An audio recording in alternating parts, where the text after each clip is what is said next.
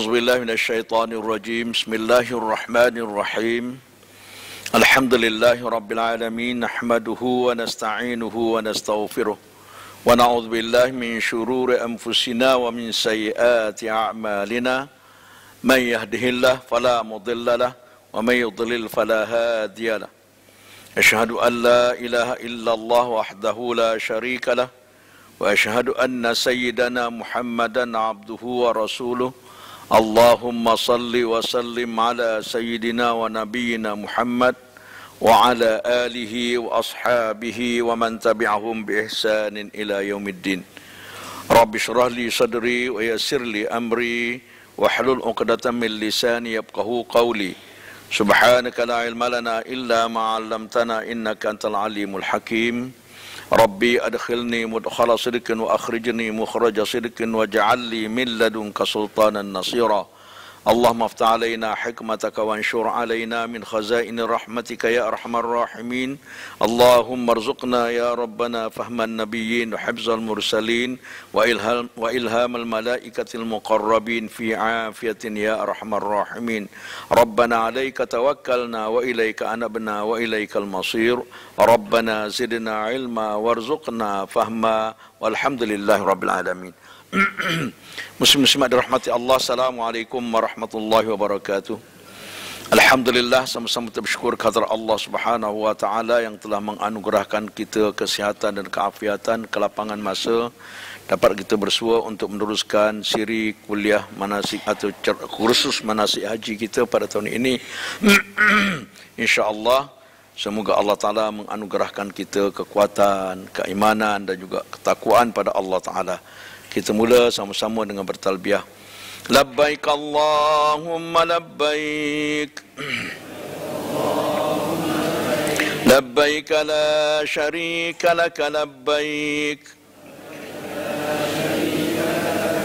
Innal hamda wan ni'mata laka wal mulk la syarika lak. Labbaik Allahumma labbaik. Labbaik la syarika laka labbaik. Innal hamda wan ni'mata laka wal mulk la syarika lak. Labbaik Allahumma labbaik. Labbaik la syarika laka labbaik. Innal hamda wan ni'mata laka wal mulk la syarika lak.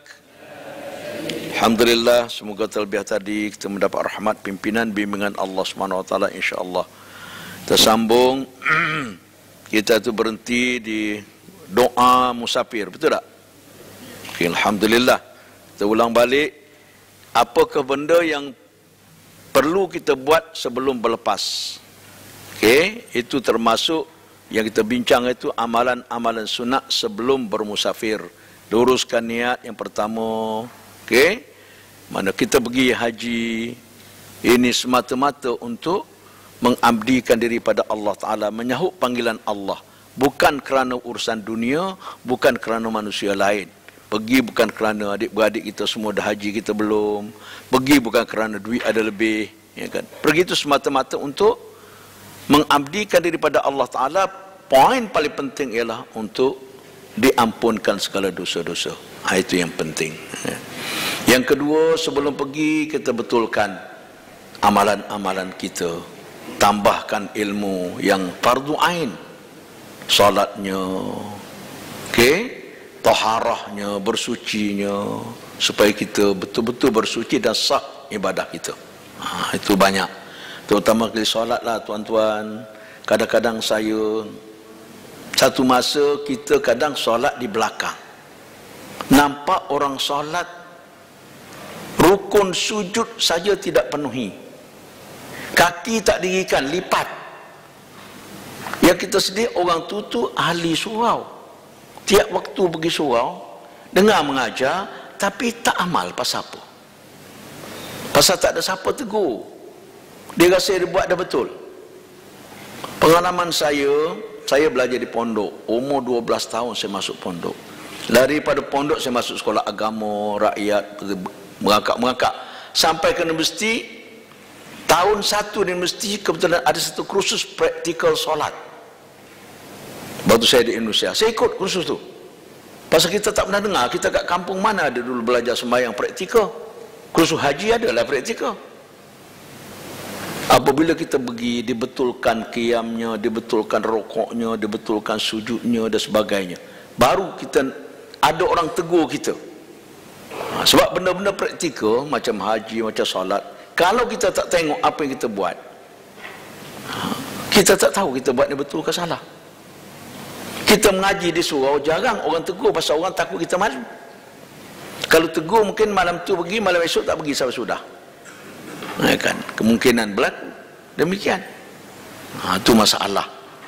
Waktu saya tengah bekerja dulu, banyak kali juga pergi kursus-kursus. Salah satu kursus saya pernah pergi public speaking.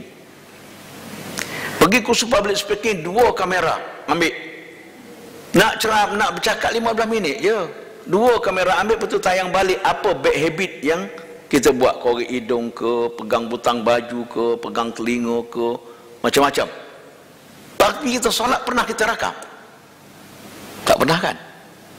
Tu kalau ada peluang, kalau malu nak pergi ke surau, panggil orang pergi rumah. Jangan panggil saya lah, saya tak nak masuk. Okey, nak suruh semak solat kita. Okey, sebab macam tadilah. Saya pernah satu kali pergi ceramah kursus intensif jamaah haji terpilih di Masjid Negara. Jadi lepas sembahyang zuhur, saya pergi ke belakang sikit nak sembahyang sunat. Depan kita tu orang solat, jamaah yang nak pergi haji. Tengok Allah, letih. Saya buat contoh satu lah. Akad takbir, ramai ada orang angkat macam ni, Allahu Akbar. Allahu Akbar. Pun ada sta'idnya. Ya kan? Kalau perempuan tak apalah, dalam telekung tak nampak. Sepatut kita angkat tapak tangan ngadap kiblat. Bukan angkat macam ni, bukan sembah. Fenomena ini bukan saja di Malaysia, di seluruh dunia berlaku. Sampai saya download daripada internet satu tajuk tentang solat, ditulis Al-Akhta' fi Salah, kesilapan berlaku dalam solat. Video ni Arab Saudi yang buat untuk menegur orang-orang Saudi, orang di Mekah sana. Orang Mekah lagi lah takbir Allah, sta'id gitu ya. Ni kan, tu tapak tangan. Patut anggota sujud ada 7, betul tak? 2 tapak tangan, dahi. Dalam mazhab Syafi'i tak masuk hidung sunat. Dalam mazhab lain dahi dan hidung, lutut dan juga hujung jari kaki. Wa atrafil qadamai, dia kata mesti diri kan, kalau tak lipat pun diri paling tidak. Uzul lain cerita lah. Kena jaga 7 tu. Saya pergi sembahyang tarawih satu masa, yang jadi imam anak-anak kita yang keluaran hafiz, tahfiz. Baca Quran tak dapat dinafikan bagus, tapi solat banyak dia tak buat. Iktidal, tidak angkat tangan. Nak rokok tak angkat tangan. Itu sunat-sunat yang ditinggalkan. Pada itu sunat, sebagai tu imam dia kena buat lebih daripada makmum sepatutnya. Sampai satu masa saya pernah pergi, Quran besar kat depan, dia hafiz, tak, kalau baca di Quran tak lah kata orang. Jadi dia pun tutup Quran besar, tapi rupanya dia seluk poket ambil Quran kecil. Jadi menipulah kan, supaya jemaah tak tengok dia baca Quran kecil. Waktu sujud Allahu Akbar, dia tak tutup Quran macam ni, dia mesti tegang macam ni. Jadi tidak memenuhi rukun sujud. Sujud ialah tapak tangan, bukan belakang tangan. Tengok tu. Sebab tu saya pernah cakap, patut di Mahat Tahfiz ni dia tahu dah anak murid dia akan jadi imam, sebelum balik dia kena kursus jadi imam. Makana ghairil maghdubi alaihim waladdallin, amin. Lam yalid wa lam yulad wa lam yakul lahu kufuwan ahad. Allahu Akbar. Salah bagi imam. Lam yalid wa lam yulad wa lam yakul lahu kufuwan ahad. Tunggu satu nafas baru rukuk. Tu dah jadi ceramah imam pula gini. Tak jadi ceramah haji. Okey, belajar taharah, belajar solat. Okey, lalu tu buat persiapan-persiapan lain.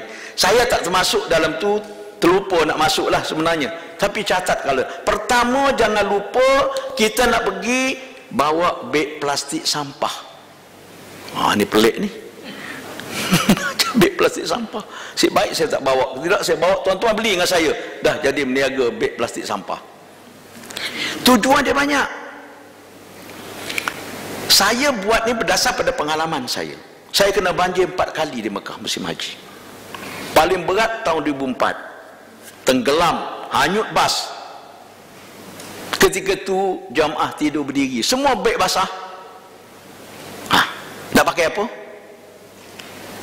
Jadi pengalaman tu tengok, bawa beg plastik. Kalau pergi Arafah Mina, nak bungkus beg kita kalau banjir berlaku. Tahun 2009 banjir di Arafah. Saya ceramah, tuan-tuan, kita tak tahu menurut jangkaan mungkin hujan. Sila bawa beg plastik sampah di Mekah ni. Waktu taklimat sebelum pergi ke Arafah. Dah jemaah nak beli kat mana ustaz? Saya kata kat supermarket ada lah. Dia nak pergi supermarket dia pun tak tahu. Jauh kan? Bincanglah dengan Bangla cuci hotel ni. Bangla jual RM1 sekeping. Jangan buat Bangla apa tahu dah ni peluang aku ni setahun sekali ya. Ni kan? Kebetulan sampai di Arafah, waktu lepas ke Arafah, hujan turun. Lebat. Saya mengharungi banjir. Sampai di Arafah lenjun. Kemah Arafah kan parachute. Silap-silap hujan lebat dia boleh roboh tu. Lenjun semua, kapet-kapet ni semua basah. Jadi alhamdulillah jemaah tadi yang saya punya maktab bawa beg plastik. Yang satu gunting buat alas duduk. Hujan dah berhenti dah. Bawa payung boleh buat teduh kepala kalau hujan turun. Yang satu lagi bungkus beg, aman damai. Jemaah sebelah, maktab sebelah tengok kita orang bawa beg. Dia tanya, mana tahu awak bawa beg, tahu ke banjir? Saya dengar dia orang cerita, ustaz kami waktu ceramah suruh bawa beg plastik. Itu pengalaman yang 2009 yang paling baru. Satu masa pergi kursus haji perdana. Waktu tu Kuala Lumpur buat di Putrajaya.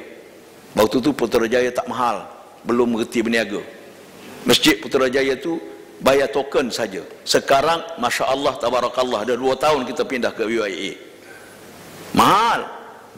Yalah, Putra berjaya kan. Okey, jadi saya kata ke isteri saya pergi haji tahu tu. Saya kata ke isteri saya, awak bawa beg plastik. Manalah tahu hujan. Waktu tu kita boleh lagi pasang kemah, tidur bawah kemah. Betul-betul real macam kat Mekah, tidur bawah kemah. Sekarang tak boleh, pergi pun tak boleh, tak bagi, takut rusak tanah pasang kemah kan. Tak apa nak macam mana. Kebetulan orang masa pun ambil beg plastik, susun apa beg apa semua. Dia pun buka. Siapa nak beg plastik? Tak ada siapa nak. Nak apa? Orang pun bingung buat apa. Pergi tengah semaya Zuhur, boom, hujan lebat turun. Lenjun. Barulah datang, kak ada lagi tak beg plastik? Bagi. Jadi kalau bawa beg plastik jangan bawa sekeping. Tu tai hidung masin. Kedekut, bawa satu gulung, bukan untuk kita saja. Sebelum sampai Arafah, sampai Mekah, kalau pergi muassasah, duduk dalam satu bilik paling tidak 5 orang. 5 ke 6 orang biasanya. Okey? Semua perempuan laki-laki. Okey. Dia tak ada duduk sepasang muassasah ni. Ya kan, orang kaya kena sewa hotel lain lah. Kain kotor sebelum pergi dobi, sekarang ni bukan rumah tumpangan macam zaman dulu nak basuh nak apa semua, hantar dobi je. Sebelum pergi dobi nak taruh mana? Tak atas katil. Bau badan kita ni 5 orang 5 bau, situ pun stres dah. Bersin hari-hari, bersin kan, sinus dah. Basuh beg plastik tadi, jadi tak bau lah, kita hantar lagi dobi kan. Saya dobi Oh, masa kalau pergi haji ke pergi umrah, dobi.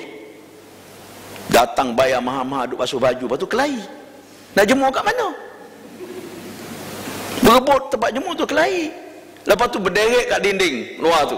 Saya ada ambil gambar ni, seluar dalam, baju dalam, semua dalam. Tapi nak tayang tak sampai hati. Okey. Zaman dulu memang tak ada. Zaman dulu macam flat kita duduk.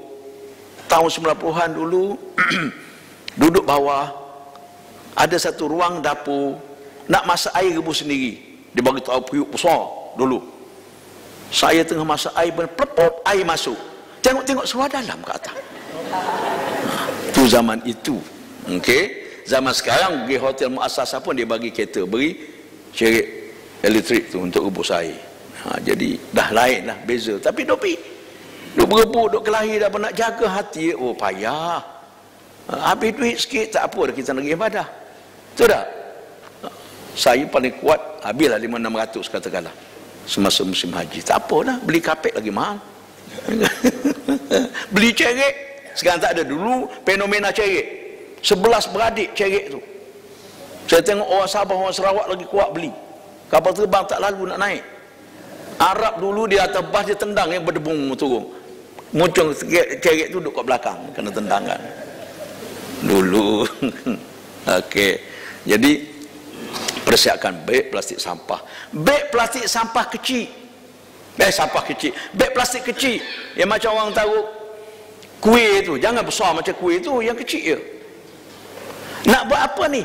Nak buat buang kahak kita. Batuk Nak buang mana? Deguk telan. 3 kali telan, sedawa bau kahak. Sebab apabila kita masuk masjid, duduk tempat tu, kalau kita bangun orang lain ambil, tak duduk kita. Jadi bawa beg plastik tadi, bawa tisu, batuk isi tisu dan plastik, ludah masuk beg sandang. Keluar baru masuk beg, masuk tong sampah. Barulah kita teratur. Saya tengok yang geli sekali, saya tengok Afrika. Dia batuk tahu nak buang mana, dia pergi ambil gelas Zam-Zam tu kan free. Pelepung. Lepas tu dia pergi buang tepi tu, letak tepi. Dia kalau orang datang pergi sambil simbang kluk. Beg plastik. Setakat tu dulu. Satu lagi lupa, jangan lupa hari pergi bawa gula-gula. Ni gula-gula ni bukan kerana orang kecil manis kena insulin banyak, takut dia apa ni kan, tidak. Kadang nunggu immigration tu 5-6 jam. Saya pernah tunggu di Madinah 6 jam nak lepas immigration saja. Tak kira bas, tak kira apa lagi. 6 jam ni kita paling kuat menunggu tanpa apa-apa kerja 1 jam. 1 jam muka dah nak sekaki dah. Makin lama makin panjang. Ya kan? Jadi nak pendek muka tu pun masuk gula-gula, pendek muka jadi. Nak hilang boring. Okey, itu pengalaman. Tak tahu nak buat apa, nak zikir. Allah, orang Melayu zikir sejam. Bohonglah kalau sejam. Subhanallah, subhanallah, berlebu. Tasbih jatuh. Dia pun jelek. Berapa dia tadi? Start balik mula, jadi start satu. Okey, beg plastik sampah, beg plastik kecil, gula-gula. Itu luar daripada hukum ni. Ini pengalaman. Kita sendiri alami batuk apa semua. Kat Mekah musim haji, batuk ni biasa. Unta je tak batuk. Kan? Tok Bilal, hayya ala solat. Hayya. Tok Bilal Masjidil Haram tu. Ya kan? Okey. Habis itu pagi kita nak pergi, apa kita buat? Sebelum tu lagi ada satu lagi amalan sunat, nak musafir lama wasiat. Panggil anak, impunkan. Tak payah buat wasiat bertulis, itu orang nak cari duit. Kawan saya marah kat saya, dia ejen buat wasiat ni. Cerita telefon saya, Ustaz, saya nak pergi kempen buat wasiat tempat Ustaz mengajar. Saya kata jangan ganggu saya mengajar. Saya cukup tak suka saya diganggu mengajar. Dia wasiat, panggil anak, pertama pesan anak-anak semua selama ketiadaan ayah, mak ni nak pergi haji, kau jangan buat perkara-perkara boleh membawa syirik. Rusak iman, rusak sampai hati. Sampai habis. Okay. Penghuni neraka ada 2. satu penghuni kekal abadi. Yang kekal ni ada dua kumpulan. Pertama yang engkar kewujudan Allah atau komunis, etis, free-thinker, macam-macam nama kita tahu. Yang kedua ialah orang musyrik yang percaya pada Allah, pada masa sama percaya pada benda lain. Itu dua tu, jangan buat, risikonya besar. Yang masuk neraka satu lagi tu masuk, tapi tidak sekejap, lama, tapi keluar balik.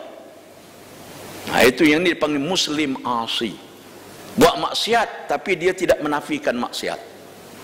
Dia tak semayang tapi dia tak kata semayang tu tak wajib. Dia minum arak, dia tak kata arak tu halal. Dia ambil rasuah, dia tak kata rasuah tu sedekah. Ya kan? Aduh. Tanya saya, ustaz, apa beza rasuah dengan sedekah? Oh, sakan tu kan. Orang beri sedekah tak ada poin kepentingan apa-apa. Saya beri sedekah kat ustaz lah, ustaz nanti luluskan permohonan saya. Ada. Itu bukan sedekah, itu rasuah lah tu namanya. Okey. Okey. Tu yang kedua, pesan supaya jaga solat. Yang kedua tu. Yang ketiga, dalam wasiat kita, apa-apa keperluan semasa yang perlu kita beritahu anak kita, kalau kita mati akan menyebabkan dia susah. Pertama, keluarga. Kalau ada keluarga invisible, keluarga yang tersembunyi, anak yang tidak declare, isteri tidak declare, takut kelahi. Dia cerita anak-anak semua, ayah ni nampak macam ni, tapi ayah ni aktif. Kat Kedah ada seorang mak kamu, 3 orang anak ayah. Ha? Kata isteri, tak apa, tidak payah, kita nak pergi Mekah ni kan. Jangan beritahu kat Mekah, dia merajuk payah nak cari. Contohnya lah, itu contoh je, tapi banyak ada. Ya kan? Yang sorok-sorok. Ya kan? Terakhir bini paling muda duduk di Kemboja, tengah mengandung anak ketiga. Katakanlah kan. Tiap tahun bawa korban, rupanya terkorban. Okey. Contoh.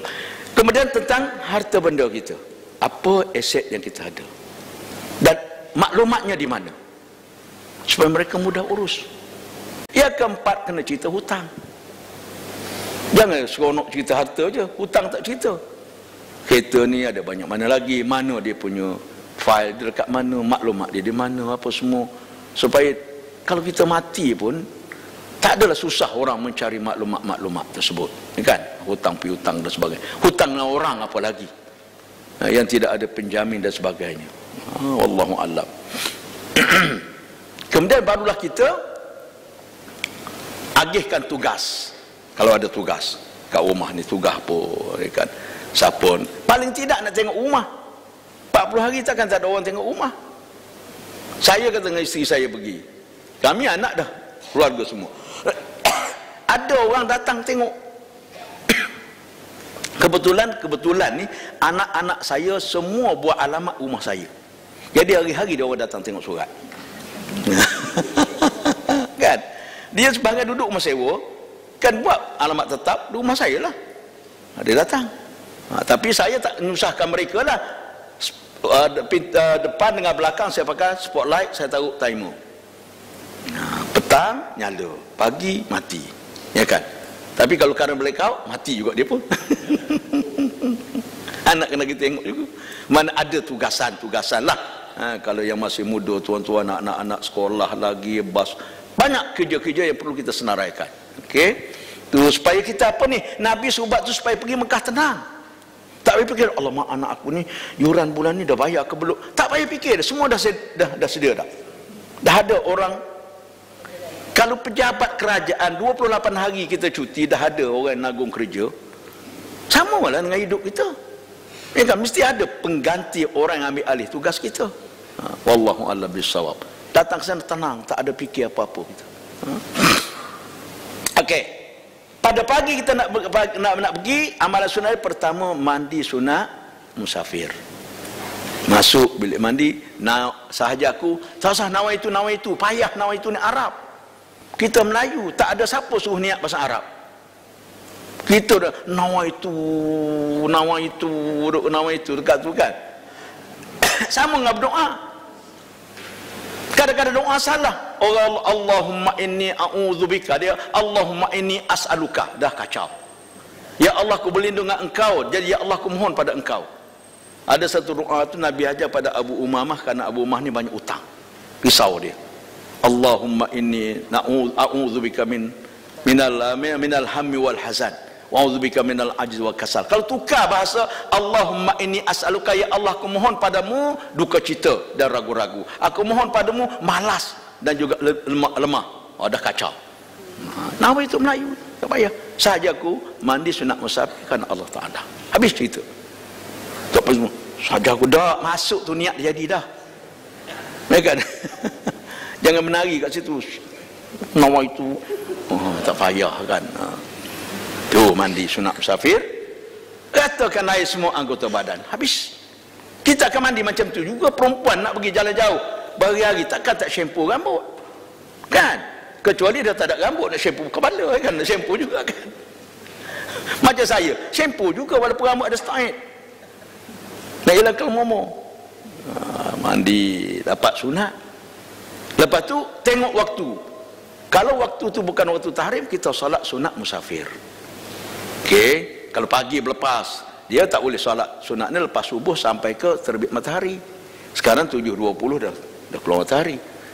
Lepas Zuhur tengah hari 10 minit sebelum Zuhur waktu zawal. Kalau petang lepas asar, petang tu banyak. Kalau lepas petang tak payah, semaya tu sunat namanya, ya kan? Kemudian lepas semaya tu barulah berdoa. Doa ni tak kira yang haid tak haid semua boleh berdoa, ya kan? Doa Allahumma inni, Allah tu saya bubuh dalam bentuk jamak tu, tapi tak apalah, ini boleh. Allahumma inni as'aluka, kalau ini. Kalau jamak, Allahumma inna nas'aluka fi safarina hadzal birra wat taqwa wa minal amali ma tarda. Allahumma hawwin alaina safarana hadza wa tu'anna bu'dah. Allahumma antas sahibu fis safar wal khalifatu fil ahl. Allahumma inna na'udzubika min wa'tha'is safar wa su'il munqalbi wa kabatil mazri fil mali wal ahli wal walad. Itu doa. Baca kat rumah, boleh tambah masa Melayu lagi. Ya Allah Tuhan kami mohon padamu di dalam perjalanan kami ini kebajikan dan takwa. Wa minal amali ma tardha, dan kami mohon amal-amal yang Engkau ridha ya Allah. Allahumma hawwin alaina safarana hadzal birra wat taqwa. Okey? Ya Allah, hawwin alaina, ya Allah, mudahkanlah perjalanan kami ini, dan yang jauh Engkau dekatkan. Ya Allah, Engkaulah sahabat dalam musafir ini, tempat kami menyerahkan keluarga. Ya Allah, sungguhnya aku mohon perlindungan denganmu daripada kesusahan dalam perjalanan ini, keburukan pemandangan, dan juga kesudahan yang buruk pada harta keluarga dan anak-anak. Boleh tambah lagi bahasa Melayu kita, bahasa sendiri. Ya Allah Tuhan, aku syukur Kau jemput aku jadi tetamu ya Allah. Lama dah aku kerusuh ya Allah, 5 tahun kerusuh tak lagi, ya kan? Aku bersyukur sangat-sangat ya Allah, oleh kerana itu anugerah aku kesihatan supaya aku dapat beramal dengan sempurna. Ya Allah, anugerah juga kepada ahli keluargaku kesihatan dan keafiatan supaya mereka menjadi anak-anak yang baik, anak-anak yang saleh salihah, anak yang berakhlak mulia. Selama ketiadaanku ya Allah, Kau peliharalah dia ya Allah dengan baik supaya mereka jaga agama ya Allah. Terpulang pada kita lah bahasa lain nak pakai, ya kan? Tu pun segantang air mata dah, kan? Seandainya aku pergi ni tak balik ya Allah, dah lagi nak menang kan? Kan? Boleh semua tu, bukan salah.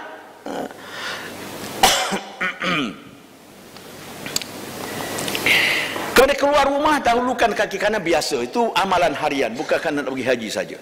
Amalan harian kita keluar rumah kaki kanan, betul tak? Dan baca doa keluar rumah, bismillah tawakkaltu ala Allah la haula wala quwwata illa billah atau billahil alil azim. Dalam hadis disebut, apabila kita sebut baca doa bismillah tawakkaltu ala Allah, malaikat doakan kita, kamu dicukupkan, kamu diberi hidayah, kamu dijaga daripada godaan syaitan semasa kita dalam perjalanan. Okey. Habis itu, ini dengan nama Allah aku bertawakal kepada Allah, tidak ada daya dan tidak ada upaya melainkan dengan izin Allah yang maha tinggi lagi maha agung. Tu maksud dia tadi. Baca doa naik kenderaan. Subhanalladzi sakharana hadza. Sayyidina Ali mula dengan takbir Allahu akbar, Allahu akbar, Allahu akbar. Subhanalladzi sakharana hadza wa ma kunna lahu muqrinin wa inna ila rabbina lamunqalibun. Okey. Kita berdoa pada Allah kan. Okey. Subhanalladzi sakharana hadza wa ma kunna lahu muqrinin. Maha suci Allah yang telah memudahkan kenderaan ini bagi kami. Wa ma kunna lahu muqrinin, sedangkan kami tidak terdaya untuk menguasainya. Wa inna ila rabbina lamunqalibun, dan sesungguhnya kepada Tuhan kami akan kembali. Baca doa. Allah Taala makbul, Allah akan mudahkan perjalanan kita, lindungi kita daripada bahaya, kan? Kecuali dah memang takdir nak bahaya jugalah. Sebab manusia tak terlepas. Kalau manusia tak ada bahaya, tak ada sakit, jadi Firaun dia. Pengalaman saya satu hari seronok, ajak anak-anak lagi makan, anak ramai kan. Saya jenis tak boleh tunggu orang, sampai masa saya jalan ni kan. Macam saya mengajar lah, kalau terlambat pun saya 10 minit mungkin saya akan datang mesej saya terlambat sikit. Itu biasa jadi macam tu terang cerita. Baru nak langkah keluar nak berak, itu jadi masalah terlambat ni kan. Tadi dah pujuk-pujuk tak nak keluar, orang nak keluar pun dia nak keluar kan, nyibuk namanya tu. Jadi saya pun duduk dalam kereta, mana tak tahu lagi, hom. Hati marah. Keluar rumah saya doa elok dah, hati marah. Jadi dalam hati marah ni kita dikuasai oleh syaitan. Doa kita terhalang, tak terangkat. Bawa kereta tak jauh, dalam 1 kilometer lebih, masuk simpan sikit, kereta depan break, saya pun break, motor berdebung melanggar belakang kereta saya. Berdebung bunyi. Dah tarik handbrake, begitu tengok tergolek India suami isteri. Berdarah kepala lutut siku dia. Tengok kemik bumper saya dah. Tanya dia, kenapa awak langgar kereta? Tak nampak lah bang. Betul jawab, jujur. Kalau nampak kan bodoh dia nak langgar kan. Saya fikir, oh betul. Okey. You macam mana ni? Luka semua, klinik ada Panjung, kita pergi klinik. Tak apa bang, saya urus sendiri. Dia kata, itu bumper kereta abang macam mana? Saya tengok motor dia jual, tak boleh nak baiki lagi bumper tu. Saya tak apa, saya urus sendiri. Masuk kereta, rumah tanya, kenapa? Langgar di India, pecah bumper. Habis macam mana? Salah saya. Apa salah awak? Saya break. Kalau saya break, salah dengan orang, ya kan? Salah saya sebenarnya, saya keluar rumah tadi dalam keadaan marah. Doa saya tidak terangkat. Nasib baik Allah Ta'ala suruh orang tu langgar bumper kereta, habis 600 siap. Tak langgar betih saya, tak 3 bulan tergantung. Okey, itu kadang-kadang kita tak fikir sampai situ kan. Okey, insya-Allah. Habis itu amalan sunat sebelum musafir. Kemudian kita pun bergerak daripada rumah kita nak pergi mana? Gerak nak pergi mana? Nak pergi Kelana Jaya. Daripada Kelana Jaya nak pergi mana? Lepas tu lupa dah. Kita belajar haji apa ni? Tamattu'. Pergi mana dulu? Jangan lupa. Nak pergi Madinah, maksudnya jangan pakai ihram di rumah. Nampak tak? Tahu-tahu nak pergi haji ni pakai ihram, siap dah. Pergi Kelana Jaya. Seorang-seorang kita pakai ihram. Bersungguh cik, kan? Satu masa saya pergi ke airport nak pergi Madinah ni. Tapi flight turun Jeddah. Ada di antara pakai ihram. Saya berlalu daripada senyum. Tim perubatan, dia kata, Ustaz jangan senyum Ustaz, saya memang nak pergi Mekah ni. Turun Jeddah, turun ke Mekah dulu. Dia kata, oh gitu. Saya pun ingat tadi nak pakai ihram sampai ke Madinah, kata tu. Sebelum lagi naik apa-apa, turun pakai keluar biasa pula. Dia tukar ihram, dah sudah talu dah. Dah, dia orang beritahu kena pergi Madinah dulu juga. Tak apalah. Itu petugas lain. Jemaah haji dia tak tukar macam tu. Kan jemaah haji tak ada tukar-tukar macam tu, insya-Allah. Okey, setakat pengalaman kita lah. Okey, dalam pakaian biasa kita keluar daripada rumah menuju ke Kelana Jaya. Ikut pukul berapa dia nak suruh lapor diri, betul tak? Dalam surat besok dia akan keluar pukul berapa lapor diri di Kelana Jaya. Tak tahu tahun ni Kelana Jaya ke, tapi saya lalu pergi airport semalam. Hari 1 bulan hari tu, hari wilayah cuti, saya pergi ke hala ke sana. Bangunan tabung haji belum ada bumbung pun lagi. Maknanya tahun ni kita Kelana Jaya jugalah. Orang Kelana Jaya tu menyampah dah ke jemaah haji ni. Orang di Kelana Jaya, habis dia nak keluar rumah pun tak boleh, kereta kena blok. Yang kita ni nak pergi haji seorang, yang hantar selori. Ya kan? Yalah ustaz, nak pergi haji. Saya faham. Sebab saya belah kali pergi pun hantar ramai juga. Satu masa saya lapor diri pukul 3 pagi di Kelana Jaya. Isteri saya waktu tu atas wheelchair pasal tendon dia putus. Jahit semula, sambung, duduk atas wheelchair, kena infection pula. Pergi juga ngantar, saya kata tak payahlah pergi. Awak uzur, tak apa nak pergi. Takkan kita nak tak boleh pergi. Kasar pula kan. Pergi pukul 3 pagi. Cucu gini semua mata kan. Sebab tu yang paling suka di Kelana Jaya ni penjual belon. Okey. Pergi kita ke Kelana Jaya, lapor diri, nak terus perjalanan kita ke Madinah.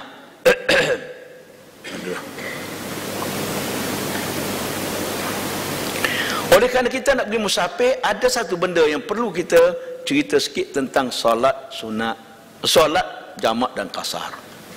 Ni. Ini nak perlu penjelasan sikit dan sebagainya. Ringkas je, jangan susah. Bukan nak pergi Mekah saja, nak pergi ke lain pun sama. Orang zaman sekarang dah pandai semua. Zaman dulu tak semayang. Dia tak biasa semayang jamak qasar, dia tak semayang terus.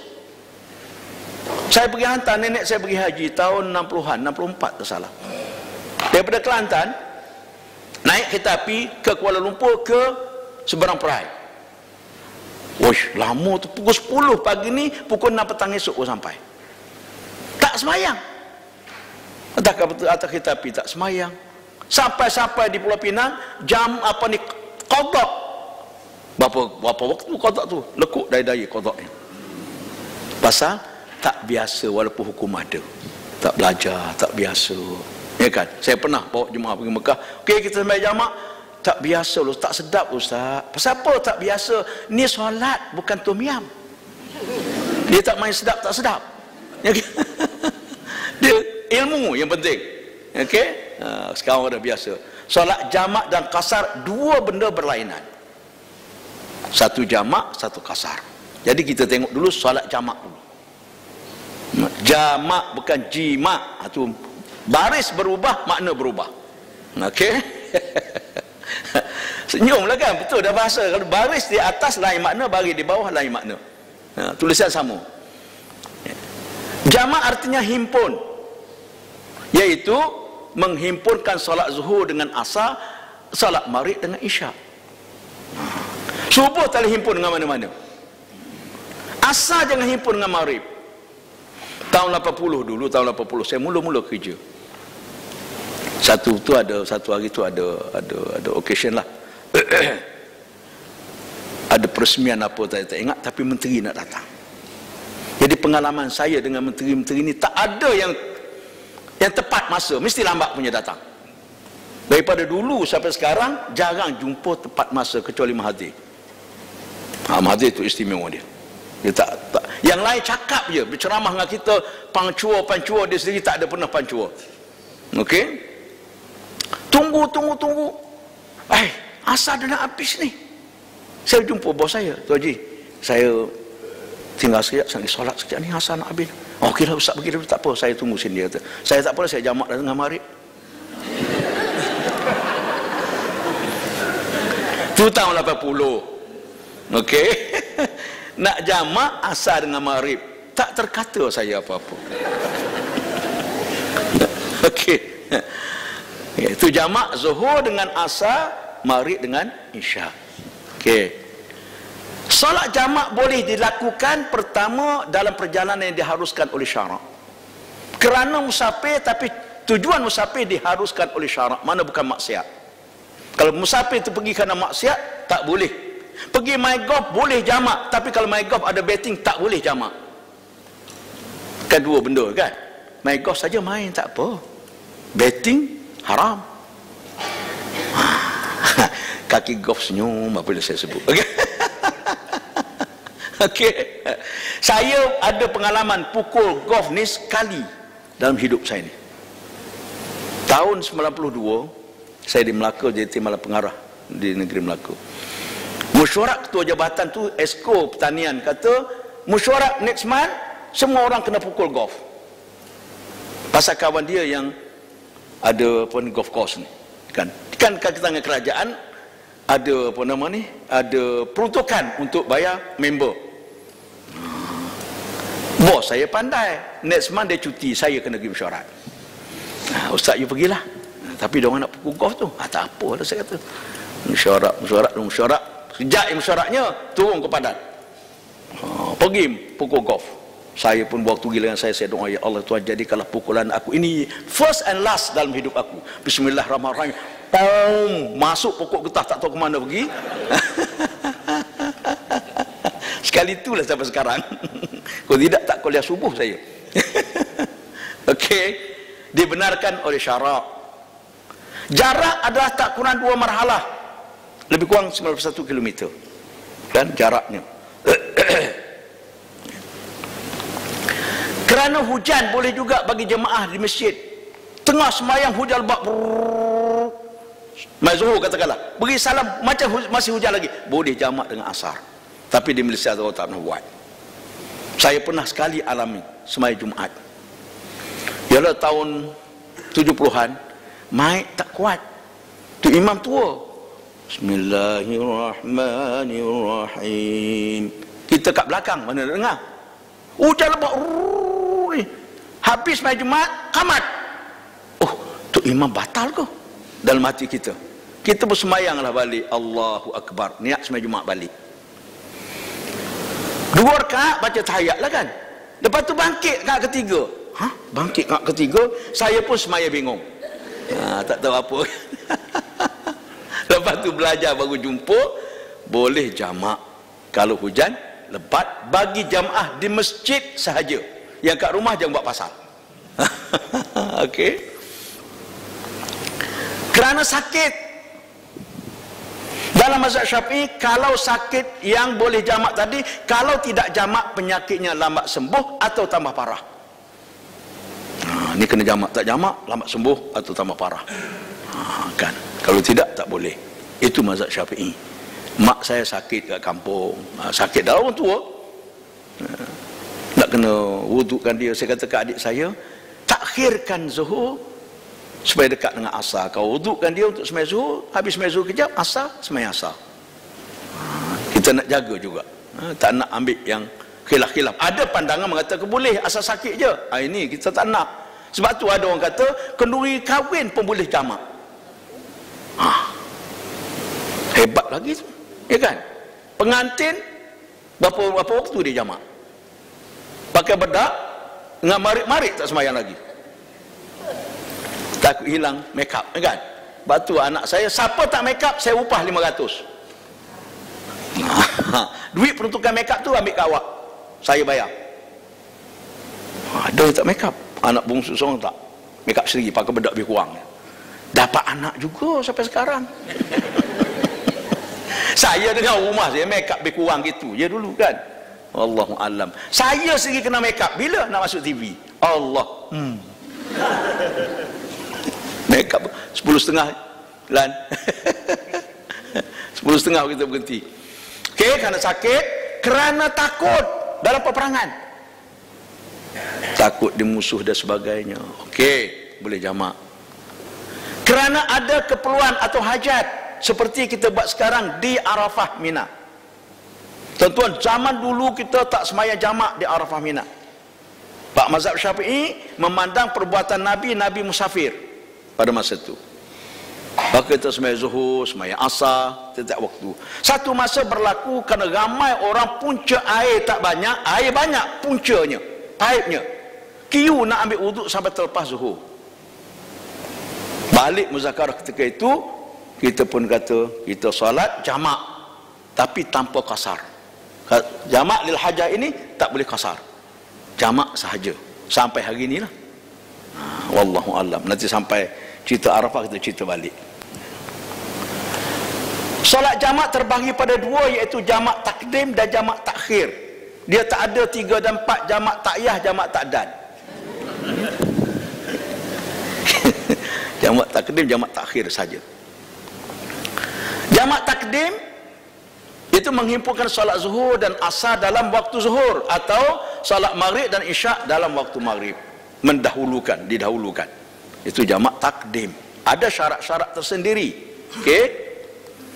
Pertama, syarat-syarat jamak takdim memulakan dengan semayang yang mempunyai waktu menurut tertib, iaitu zuhur dahulu baru asar, atau maghrib dulu baru isyak. Tak boleh terbalik. Mesti semayang tuan punya rumah dulu. Okey, dia tak boleh terbalik. Ini jamak takdim, bukan jamak takhir, ya.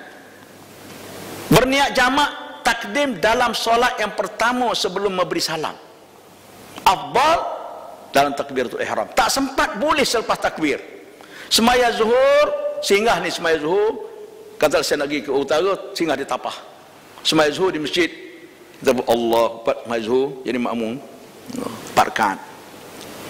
Alamak, kalau ingat niat jamak, sebelum beri salam zuhur saya masih boleh niat jamak. Saja aku jamak kerana Allah Taala. Lepas zuhur boleh sembahyang asar. Sebab dia kena niat dalam solat yang pertama. Afdal dalam takbiratul ihram. Afdal je. Okey? Okey, boleh. Itu jamak, ya, jangan campur dengan kasar dulu. Jamak dulu ni. Berturut-turut antara dua solat yang dijamakkan. Zuhur dengan asar tak boleh selang dengan apa-apa lain.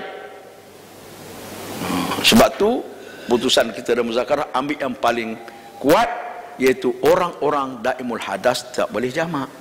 Sebab lepas dia sembahyang zuhur dia kena wuduk. Ya kan? Baru nak kena sembahyang asar. Okey. Sebab dia ada kerja lain kena buat celah-celah tu. Berkekalan dalam musafir hingga ke takbiratul ihram solat yang kedua. Okey, orang dulu naik unta, dia semayang jamak atas unta, Allah buat semayang zuhur. Lepas tu semayang asar. Waktu takbir asar tu unta tak sampai rumah dia lagi. Mana berkekalan dalam musafir sehingga takbiratul ihram yang kedua. Dah takbir tengah satu rakaat, unta sampai depan rumah. Tak apa, jalankan terus, sah. Sekarang kita bawa kereta berhenti, kita tak ada atas kereta, kapal terbang kalau kita naik tak berhenti depan rumah kita, ya kan? Jadi tak risau yang tu, kan? Cuma dulu tahun 80-an saya pernah dengar satu ceramah, saya pun naik bengong. Ustaz tu kata kalau kita sembahyang zuhur jamak takdim sampai Kuala Lumpur belum masuk asar lagi, tak boleh balik ke rumah, kena pusing ke mana-mana. Ini sembahyang gila nama dia. Okey. Berkeyakinan adanya waktu solat yang pertama yang zuhur atau maghrib tadi, berkekalan sehingga didirikan solat yang kedua. Mana kita yakin zuhur masih ada, baru kita boleh jamak takdim. Dan sempat solat.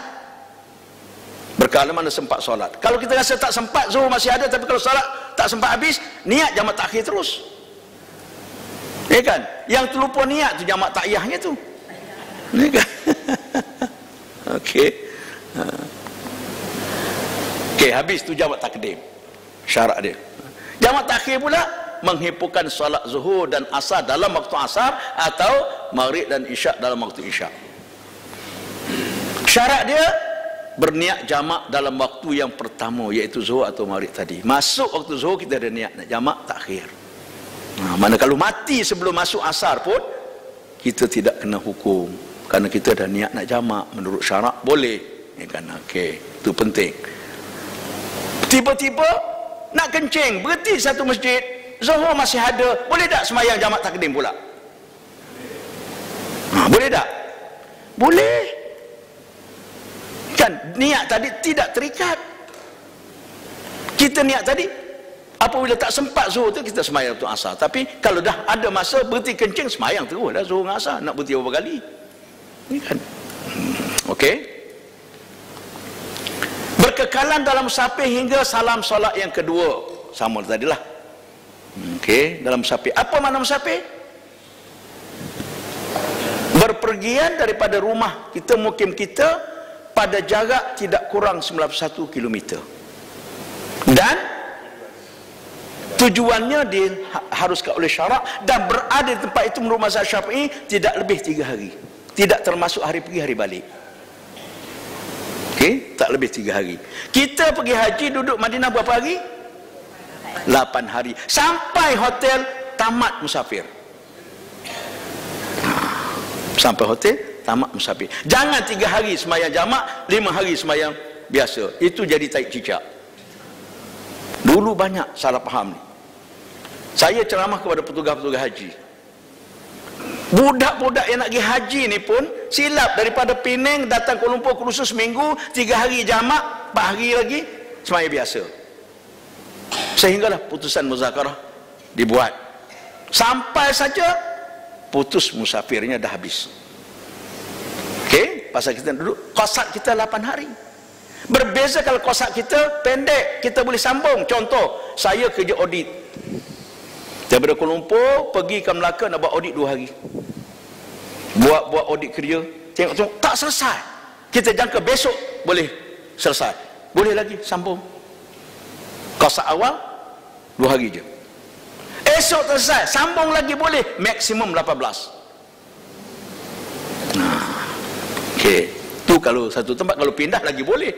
Pergi Johor, pergi Melaka 2 hari, pindah pergi Johor 2 hari, Kuantan 2 hari, Kota Baru 2 hari, Johor Baru apa ni Alor-Star 2 hari, Ipoh 2 hari, balik. Boleh qasar sentiasa pasal kita tidak stay pada satu tempat lebih pada 3 hari, tidak termasuk hari pergi hari balik. Okey. Kita pergi umrah. Sampai ke Jeddah, Madinah nak duduk 3 hari je Madinah. Boleh jamak. Dekat kalau nak jamak lah, tapi rugilah kita nak pergi sembahyang di masjid, nak jamak. Allahu a'lam. Qasar pula. Habis yang tadi dah habis. Maknanya jamak takhir tidak syarat berturutan ikut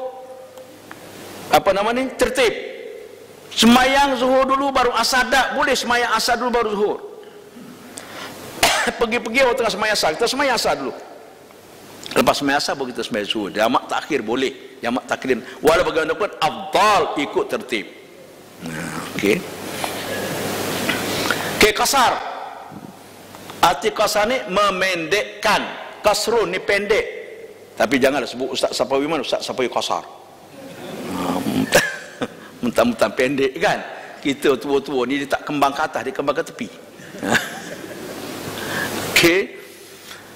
Iaitu memendekkan solat yang 4 rakaat menjadi 2 rakaat. Yang 4 rakaat sahaja yang boleh qasar. Yang 3 rakaat tak boleh qasar jadi 1,5, tak boleh. Saya maghrib saja akan sembahyang maghrib 1,5 rakaat qasar kerana Allah Taala. Waktu rukuk yang kedua, Assalamualaikum warahmatullahi wabarakatuh. Okey. Yang 4 saja bermakna yang boleh qasar cuma zuhur, asar dan isyak.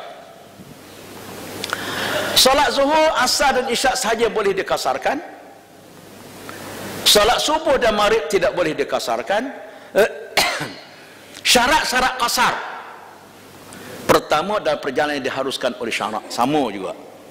Perjalanan mesti tujuan dia diharuskan oleh syarak. Jarak tidak kurang daripada 2 marhalah. Yang ni lebih pada 91 km. Okey. Kadang-kadang kita salah kira. Tak apalah yang lepas. Saya, adik saya dulu pernah duduk di Bagalalang. Saya pergi ikut KLIA. So, cek 100 km lebih. Saya pergi rumah adik saya jamak zuhur dengan asar. Dia kali pergi. Sekali jumpa jalan baru ikut nilai. Som ikut nilai, ikut instead. Terus sampai sana, baru tak sampai 90 km. Maknanya saya pada tu kena sembahyang biasalah. Tak boleh sembahyang jamak. Kita dah tahu. Ikut jalan yang paling dekat. Okey. Kalau kira panjang gitu, dia bawa taksi hari-hari jamak. Beratus kilometer sehari berjalan. Kalau nak jamak juga banyak kali 5 waktu boleh jamak. Syiah. Okey, Syiah dia banyak benda. Sembahyang boleh jamak. Kahwin boleh mut'ah. Kahwin kontrak kawan saya pergi ke Isfahan. Pemandu pelancong ni cantik wanita pula tu. Beritahu di sini boleh kahwin mut'ah. Wah, gegar kepala dia kata. Tapi tak jadilah. Okey. Berniat qasar ketika takbiratul ihram. Yang ni tak boleh selepas takbir. Kena dalam takbir. Allahu akbar. Niat qasar ya. Niat ni mudah, jangan ikut sangatlah dalam kitab lama-lama ni yang tulis kat RNA tu, kalau semput macam mana nak sembahyang. Sahaja aku sembahyang fardu zuhur akan dihimpunkan kepadanya asar. Oh, mati kita. Terminologi dah ada. Sahaja aku sembahyang fardu zuhur, jamak, takdim dan qasar kerana Allah Taala. Rakaat pun tak sebut dah, qasar mana ada 3, 2 je. Jamak, takdim mana zuhur himpun kepada asar, himpun pada zuhur. Tu takdim. Kalau takhir zuhur bawa ke asar. Tak payah dihimpunkan padanya, diterima padanya. Oh, banyak sangat. Sebab tu Allah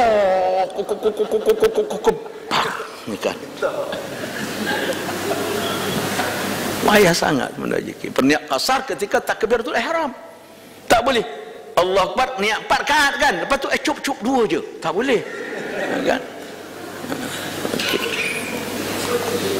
Tidak menjadi makmum kepada imam atau pada orang yang solat tamam yang 4 rakaat. Tu imam sembahyang 4, makmum sembahyang 2, tak boleh.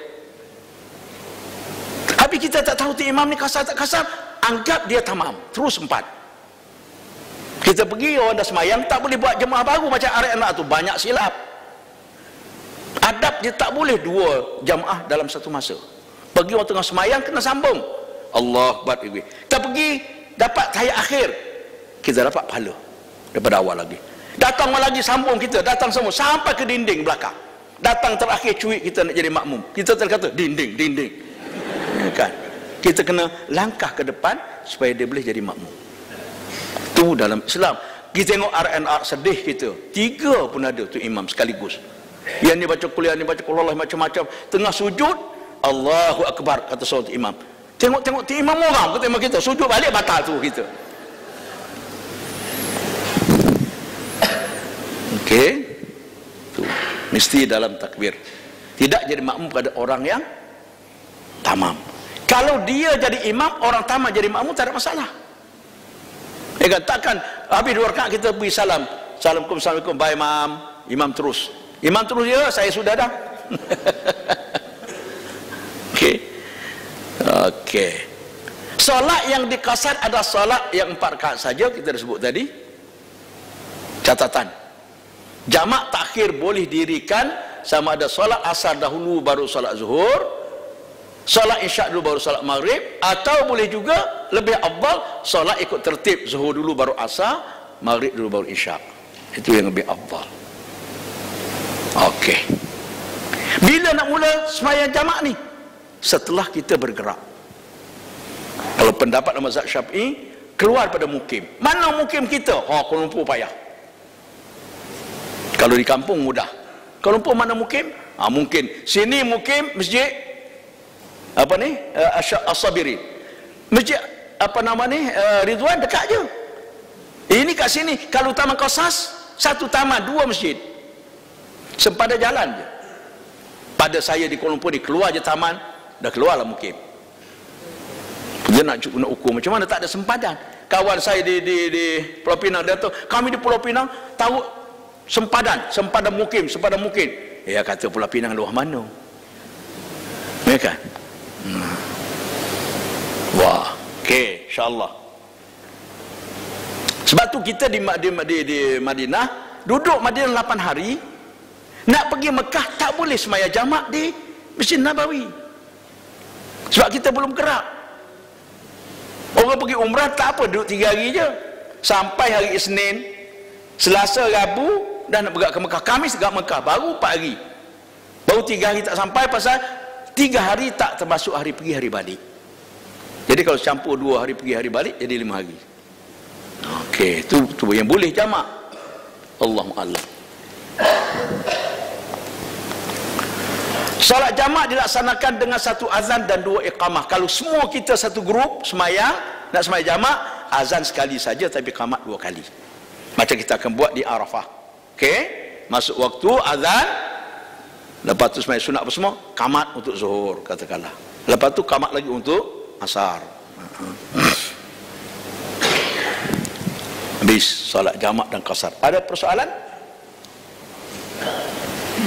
Okey.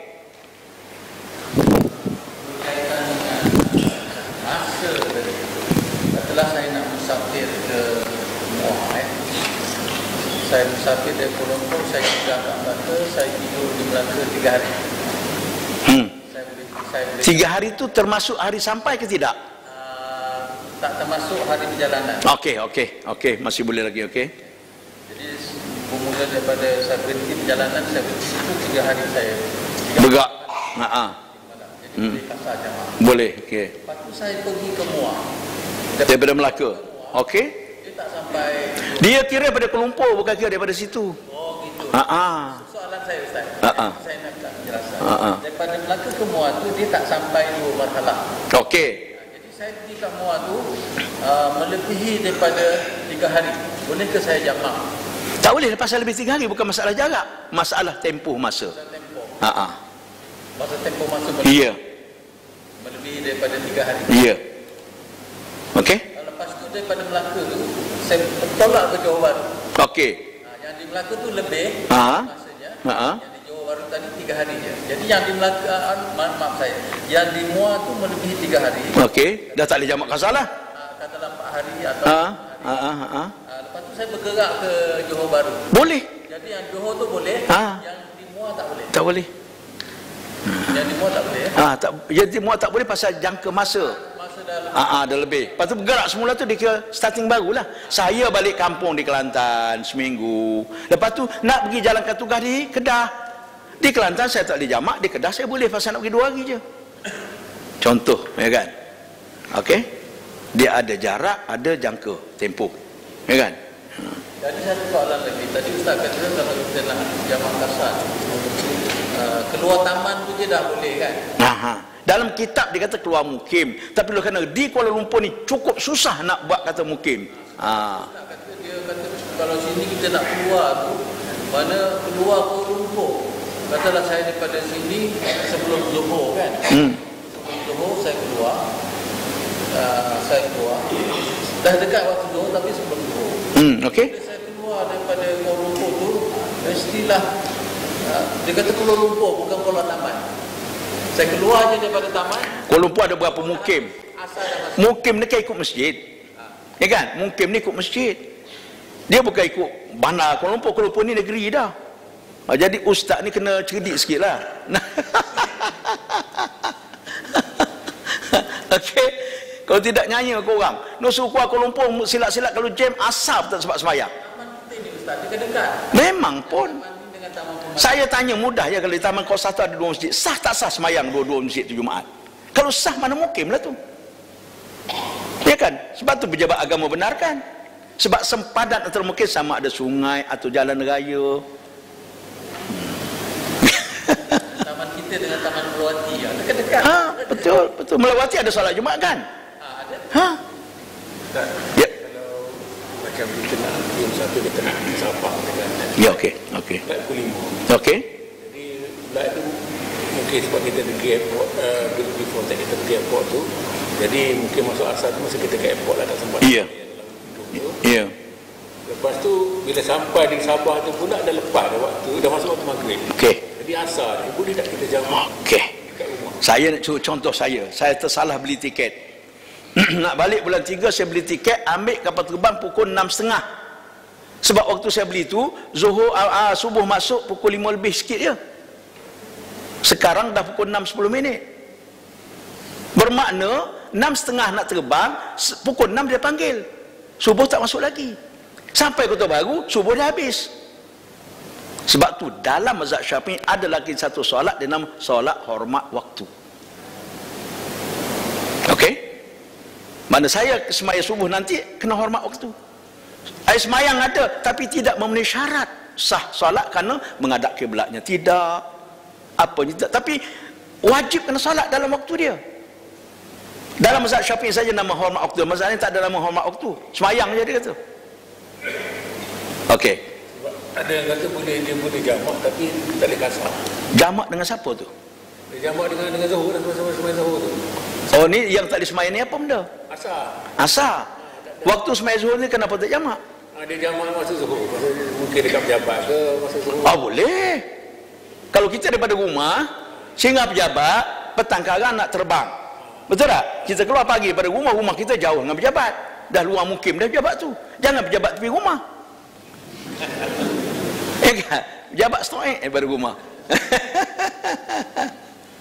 Okey. Boleh kasar, boleh jabat.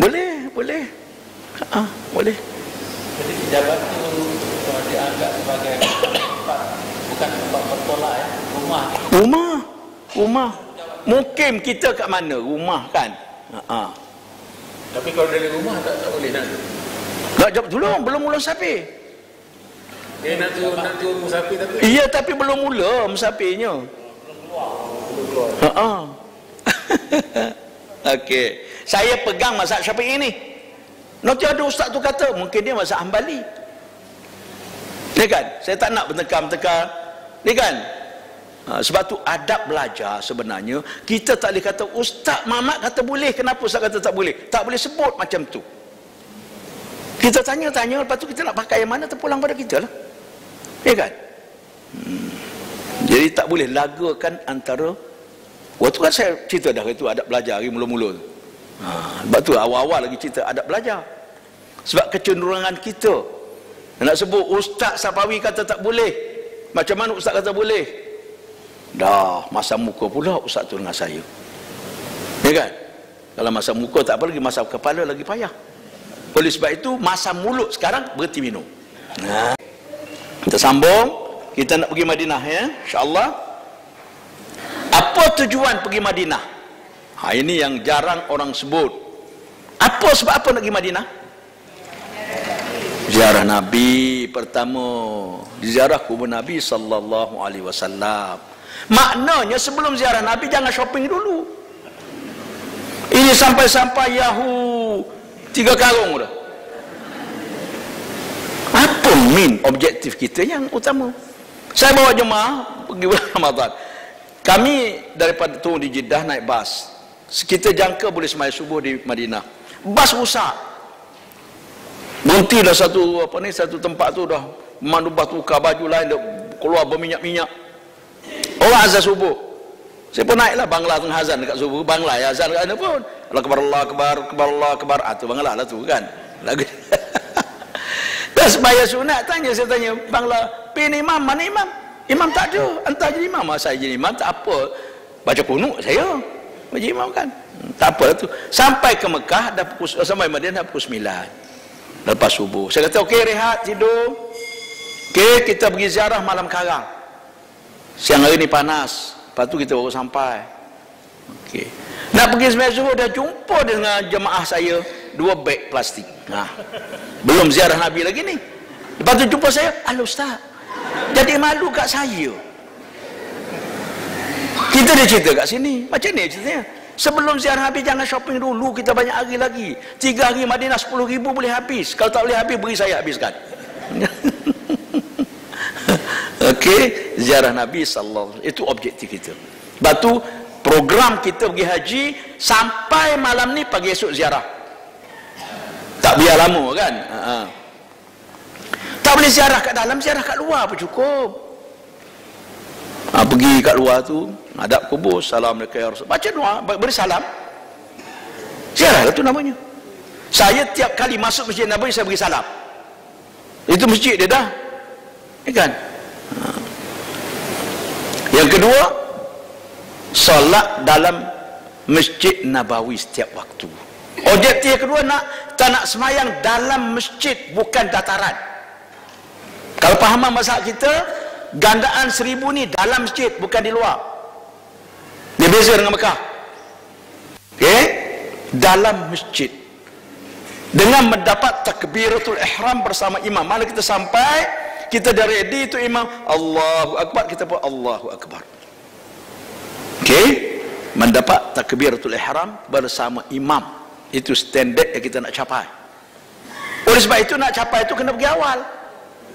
Kalau pergi lambat tak capai. Dataran penuh, dalam masjid kosong lagi. Jangan tertipu, jangan tipah tertipu. Ni kan. India apa semua dia suka sangat kat luar tu. Tak macam mana orang lalu lalang berpuluh ribu orang, dia duduk relax, tak takut tersepak dah. Nasib baik memang tidak tersepak pun. Kita risau. Jadi kita nak solat dalam Masjid Nabawi. Kan? Dia tabiat manusia ni makin duduk dekat makin pergi lambat. Itu tak sampai-sampai. Kalau sana duduk dekat pergi lambat, undur ke belakang. Ya kan? Saya duduk di hotel Movenpick tepi pagar masjid. Nak buka puasa, kita pergi lambat tak apalah, kita dekat je. Turun-turun undur ke belakang. Dalam dataran dah penuh. Buka bulan puasa. Okey, solat di Masjid Nabawi. Ziarah tempat bersejarah dan juga berkat. Yang ketiga, baru kita nak ziarah tempat-tempat bersejarah, nak hayati perjuangan Nabi, ya kan? Dan juga nak berdoa di tempat-tempat yang dinyatakan berkat. Termasuklah Raudhah. Raudhah bukan utama. Nabi dulu yang utama.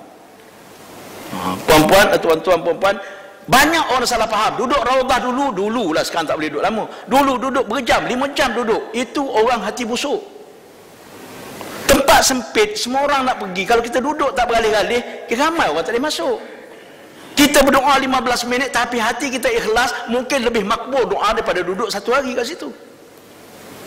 Itu kena faham betul. Sebab ibadah ni termasuk hati.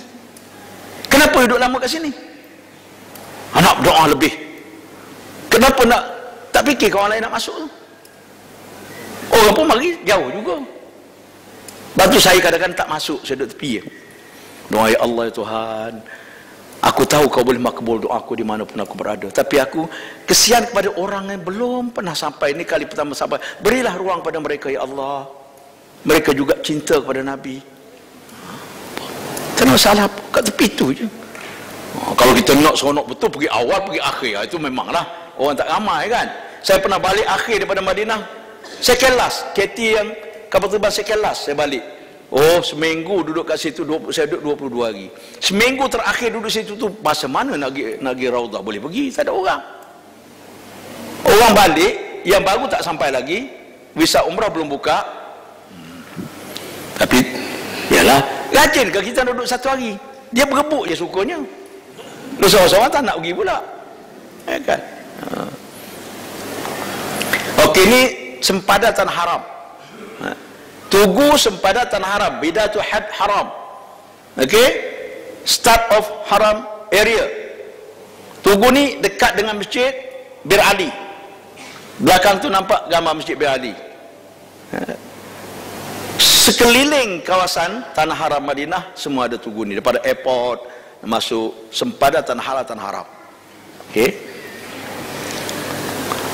keistimewaan Madinah Al-Munawwarah. Pertama, gandaran pahala solat di Masjid Nabawi sebanyak 100,000 kali. Okey, Nabi kata kalau kamu nak musafir, musafirlah pada 3 tempat. Pertama Masjidil Haram, yang kedua Masjid Nabawi, yang ketiga Masjidil Aqsa. Okey, Aqsa 500 kali ganda. 500 ni pahala, bukan waktu. Bukan bermain-main subuh sekali di Madinah boleh berhenti 1000 kali. Ini saya ada cerita gitu. Mutawif ni, masalahnya kita mutawif. Tuan-tuan di atas bas, banyakkan semayang qadha di sini waktu di Mekah. Sebab sekali qadha kita lepas 100,000. Allah, budak ni, saya kata. Kalau aku cerita kat sini dia malu.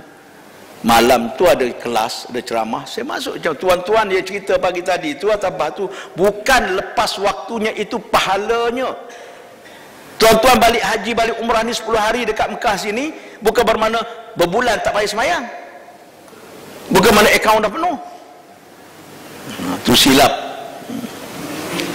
Rasulullah sallallahu alaihi wasallam mendoakan keberkatan penduduk Madinah, dan kita berada di Madinah juga mendapat berkat kerana kita berada di sana sebagai penduduk Madinah walaupun sementara.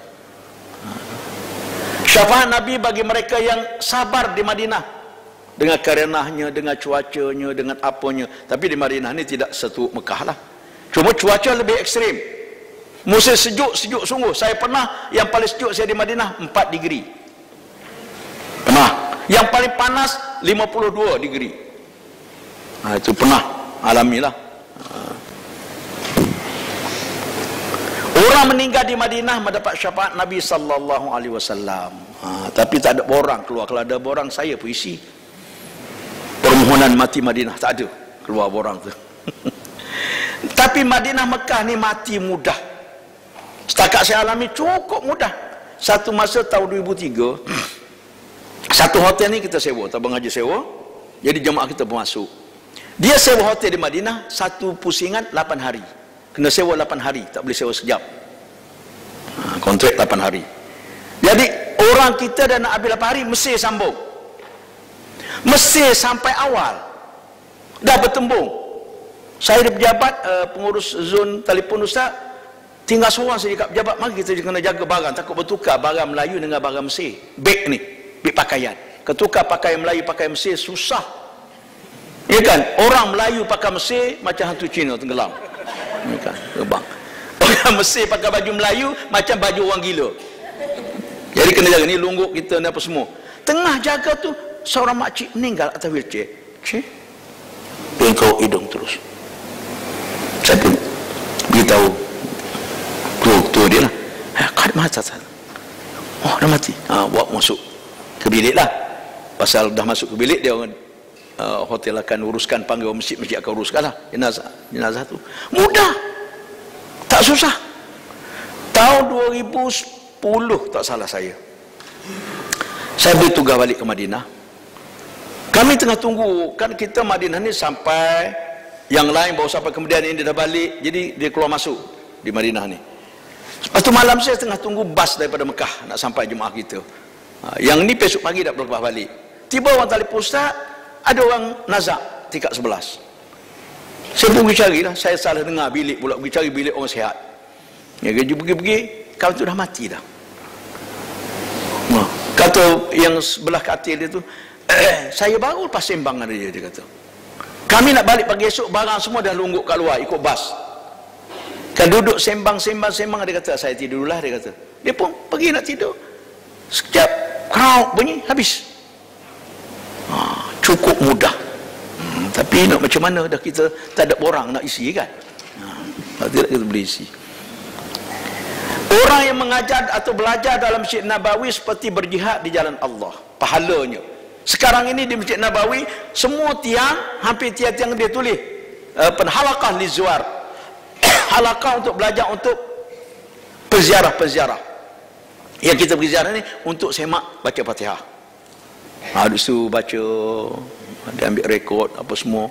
Sekarang kita boleh ambil dengan dia alamat website dia. Yang boleh melalui website, boleh belajar dan sebagainya. Free tak ada bayar apa. Masjid sediakan. Tiap-tiap tahun dia tulis halaqah lizuar. Dulu mak jemaah je buat. Sekarang masjid buat. Itu untuk belajar. Saya kalau pergi kebetulan bukan pergi bertugas lah, ada masa saya pergilah duduk dengar ceramah dan sebagainya, banyak ilmu kita dapat. Tapi satu, di Madinah semua cakap Arab. Itu masalah kita. Dia cakap Arab, orang lain tak faham kan. Satu masa tengah semayang isyak tak salah saya, dengar lagu Hindustan, atau sudah apa pula ni. Lepas semayang bersyarah lah tu imam, rupanya ada Pakistan duduk belakang imam, handphone dia berbunyi, dia punya lagu Hindustan. Dia nak mati tak reti, anak dia kira tekan jawab, apa tu mati sendirilah, anak dia tutup kat sana. Kau Arab ni ceramah dah babung bahasa Arab, kawan ni mana reti bahasa Arab kan. Bumi Madinah terpelihara daripada fitnah Dajjal. Terpelihara daripada fitnah Dajjal. Fitnah lain ada, tetap ada. Parabola Arab lagi hebat daripada parabola Malaysia. Kan? Ada jemaah haji pergi beli parabola kat sana. Allah. Saya pernah sampai awal di Madinah ni. Awal jemaah tak sampai lagi. Dia belum dapat stop lagi. Macam-macam cerita ada dalam TV dia tu. Subhanallah. Jemaah nak datang, dia terlupa dah tu. Jadi di mana-mana lah syaitan dah masuk dalam rumah kita dengan berbagai-bagai cara kan. Allahu a'lam. Larangan di tanah haram Madinah. Ada larang, oleh kerana tanah haram ni tanah haram dimuliakan, maka mesti ada peraturan. Pertama, orang bukan Islam dilarang masuk ke Madinah. Tiap pintu masuk tu, sebelum sampai Tugu tadi dah ada tulis signboard, non-Muslim U-turn. Tak boleh masuk, tak dibenarkan masuk. Ada orang tanya saya, kalau masuk jadi apa? Mana saya tahu kan? Orang cerita macam-macam, itu cerita, dia pun tak proof.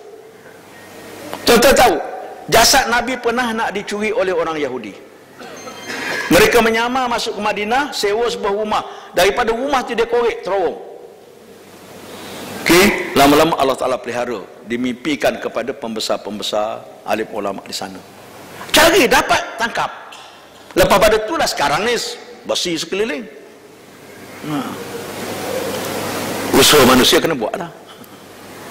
Orang jahat berada di mana-mana, jangan risau. Yang kata, tanah haram pun ada juga. Ada, Abu Jahal lahir kat sana. Satu kali jemaah tu mengadu kat saya, kad kredit dia bawa pergi, 2 kad kredit, visa dengan Mastercard, gold. Masa tu gold, platinum tak ada lagi masa tu. Gold tu hebat dah tu. Dia letak beg kat depan, dia sembahyang Allahu Akbar, Bismillah. Kau baca orang Melayu, kau pejam mata, celek-celek beg tak ada. Ada juga korang curi sini, Ustaz. Di sini ada. Itu undang-undang potong tangan tu. Masih ada juga, cuma kadar dia terlalu rendah banding dengan tempat yang tak ada potong tangan. Yang setakat potong kuku je tak ada apa-apa. Okey. Dilarang membunuh atau memburu binatang buruan. Binatang buruan darat yang halal dimakan tu dilarang. Di Madinah pun kena jaga adab di Madinah. Tak adalah siapa pergi buru, kita nak buru apa, ya kan? Dilarang membinasakan pokok-pokok di Madinah. Sama tempat lain. Tapi hotel kita dengan masjid tak ada pokok pun. Tu tak risau, kecuali kita cari penyakit, cari kata-kata, tu lain cerita lah. Okey. Dilarang membawa keluar batu batan. Batu batan Madinah tu, batu batan tanah haram ni, Mekah Madinah haram bawa keluar batu batan. Dia makruh bawa yang halal masuk ke sana.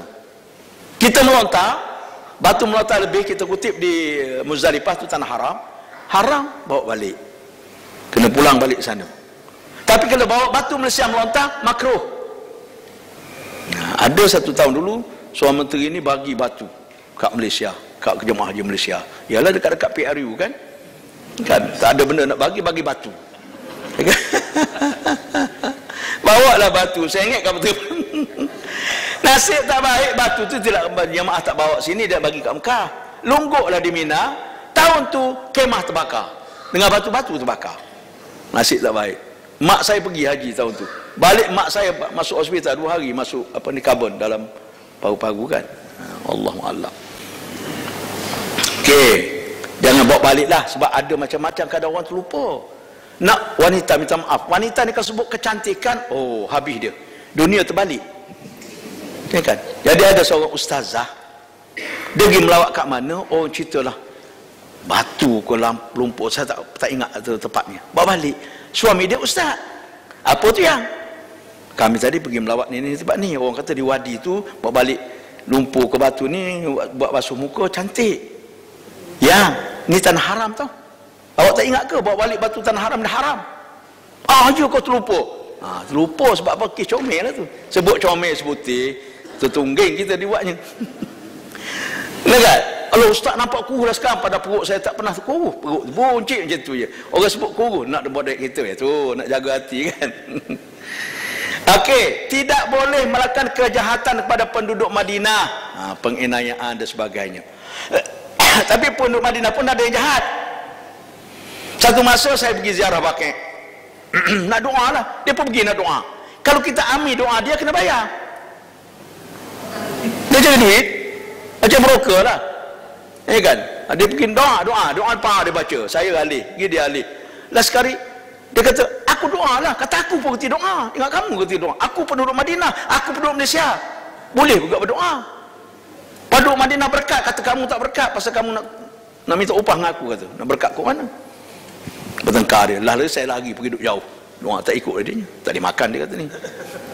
Dulu kita pergi ziarah Madinah dulu, zaman dulu kena lantik orang dia jadi muzawir ni.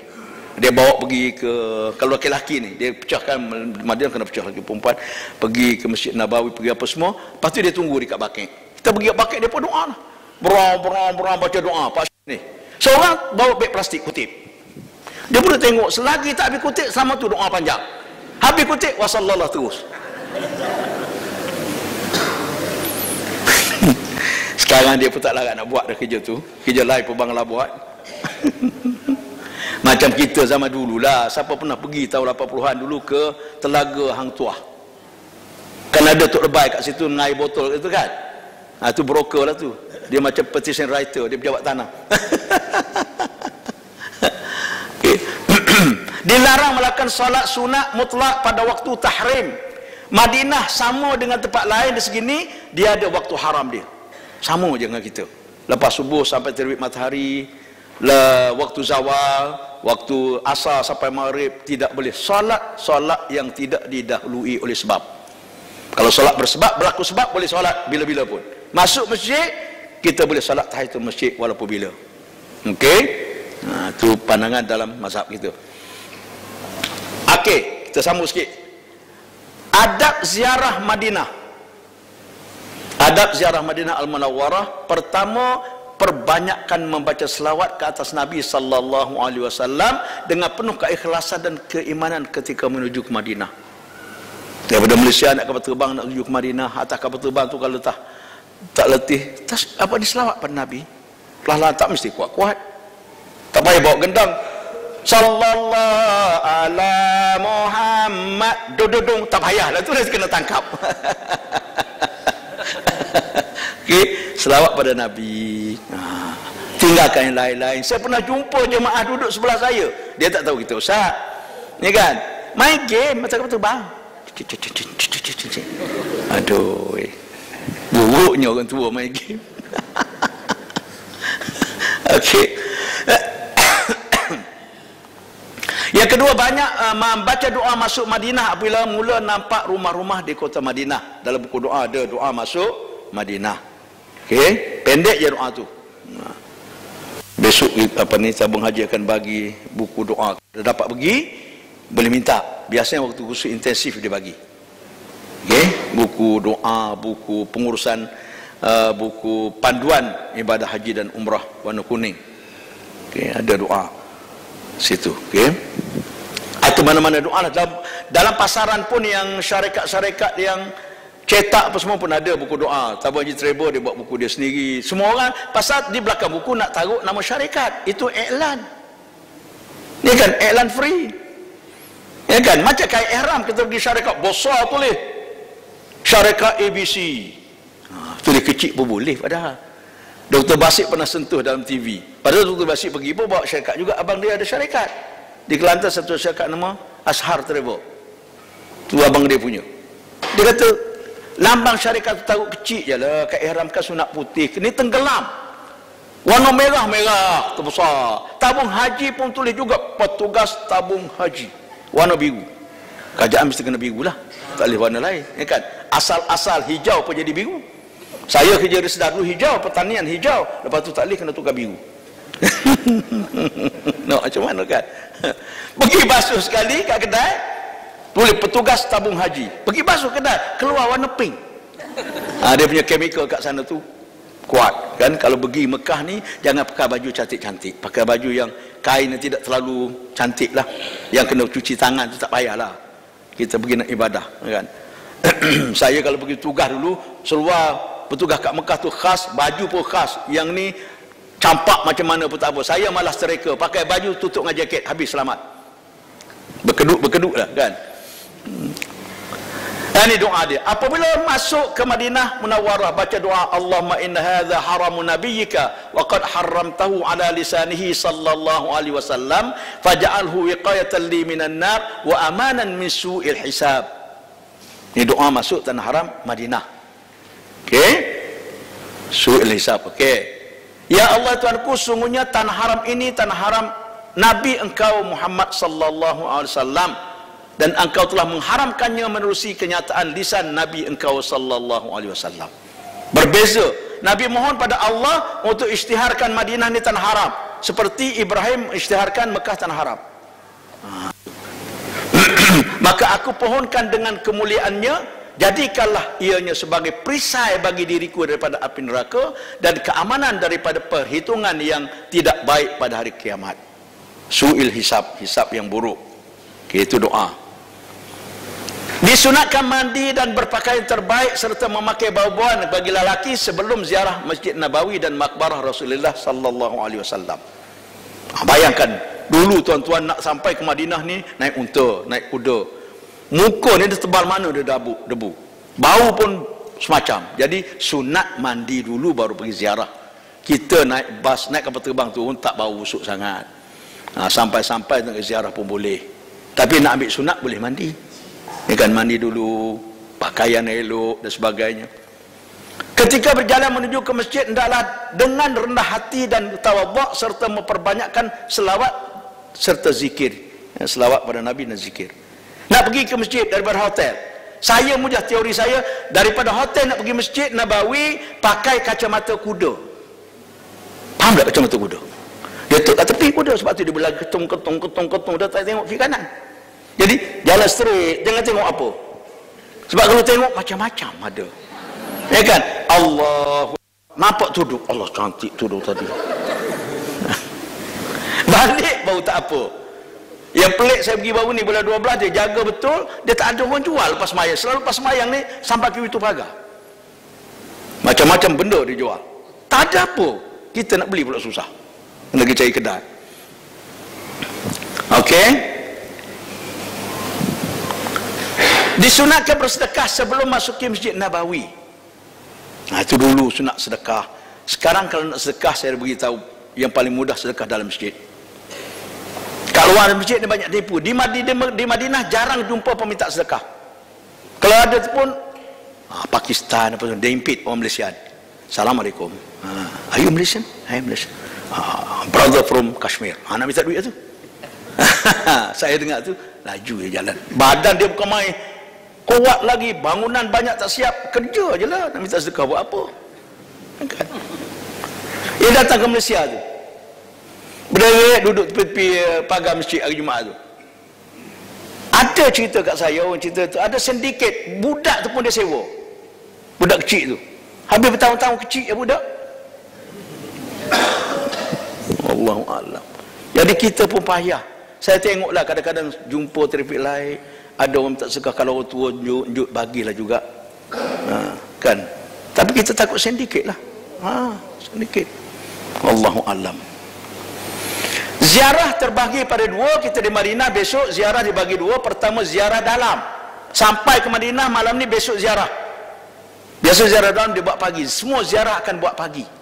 Okey. Pertama ziarah dalam, ziarah makam Nabi.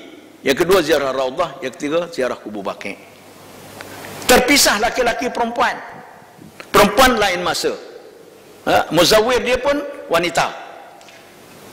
Kalau tabung haji ke apa semua dia, musim haji, tabung haji sendiri ada tim ziarah di Madinah.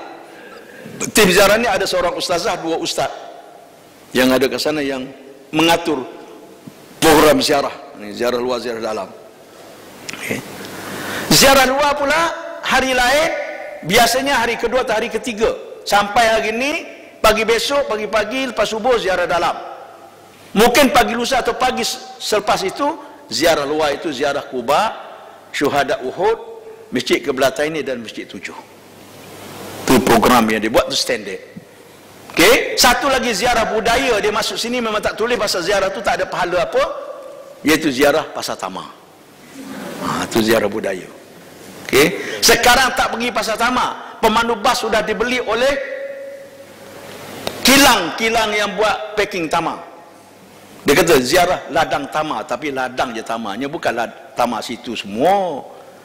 Saya pernah tegur mutawif muzawir lah, budak Indonesia. Pakcik-pakcik semua singgah sini beli tamar terbaik sini, ini untuk daripada ladang sini. Dek, kamu jangan cakap bohong dek, dosa. Tak payah cerita yang tu, nak beli-beli, itulah yang cerita. Nak kata ini ladang, macam kita beli durian Ulu Langat. Tidak mesti dia daripada Ulu Langat, dia Siam pun ada. Okey. Sekarang pula dia atur ni, apa ni, bas pula. Kita pergi mula-mula Quba, memang dia pergi Quba lah. Pasal apa pergi Quba dulu? Pasal takut batal wudu.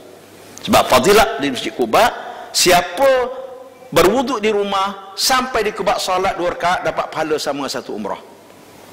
Syaratnya wuduk di rumah. Okey, jadi takut batal wuduk ni, pergi Quba dulu. Lepas Quba terus dia pergi kat Tama. Ladang tambah berjam duduk. Pasal komisen tinggi. Harga dia pun mahal. Kalau di pasar tamak atau di Bandar Madinah tu harga jual tu 60, kat ladang tu 80. Tu biasa harga. Cuma bagus pak dia tu ada kadang-kadang dia ada yang baik-baik, yang cantik, yang apa jual tu yang besar-besar. Ada kat dia. Tak apalah, itu terpulang pada kita lah. Lepas tu baru syuhada Uhud. Lepas Uhud baru pergi ke Masjid Qiblatain ni. Sekarang Masjid Qiblatain kadang-kadang lalu je. Saya pernah mutawif beritahu atas bas waktu umrah. Pakcik-pakcik kita lalu sajalah Masjid Qiblatain ni, bukan ada apa fadilat. Saya kata budak ni, semua tempat Nabi buat, Nabi singgah, mesti ada fadilat. Dia nafikan tak ada fadilat apa, dia kata. Sekejap bas kena tangkap di polis. Konapong tahan di polis.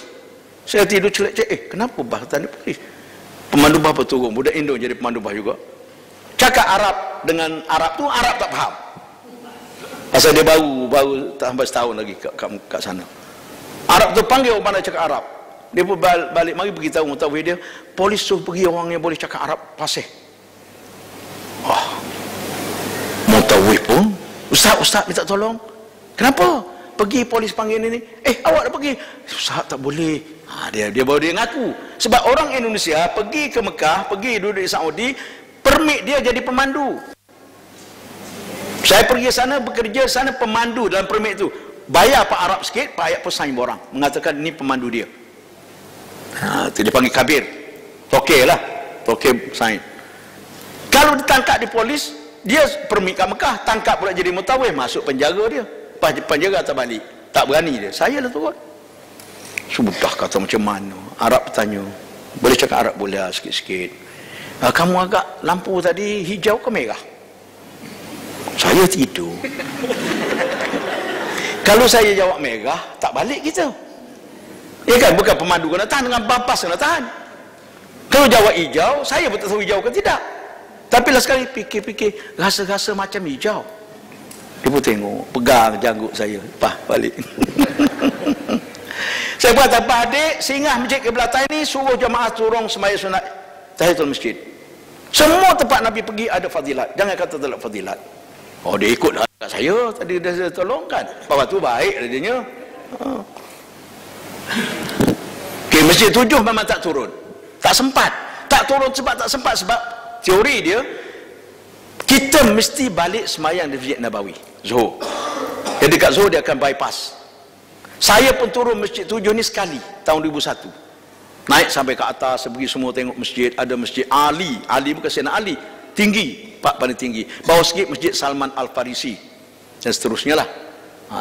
Itu pun ialah manusia kan. Orang-orang Iran tunggu kat masjid ni. Lalu kita di pegang tangan suruh semayang satu masjid. Salman Al-Farisi, orang Parsi, orang Iran. Nasib baik tak ada Al-Malayui. Tidak, kita pun tunggu juga kan. Okey, Masjid Nabawi secara ringkas. Kita tunggu kejap. Pukul 12 kita berhenti. Kalau saya tak berhenti, tuan-tuan balik, tinggal saya seorang-seorang. Masjid Nabawi secara ringkas, pertama, ini pintu ni, ni ada cerita ni. Ini pintu Babus Salam di Madinah. Saya taruh pintu macam ni supaya tuan-tuan kenal.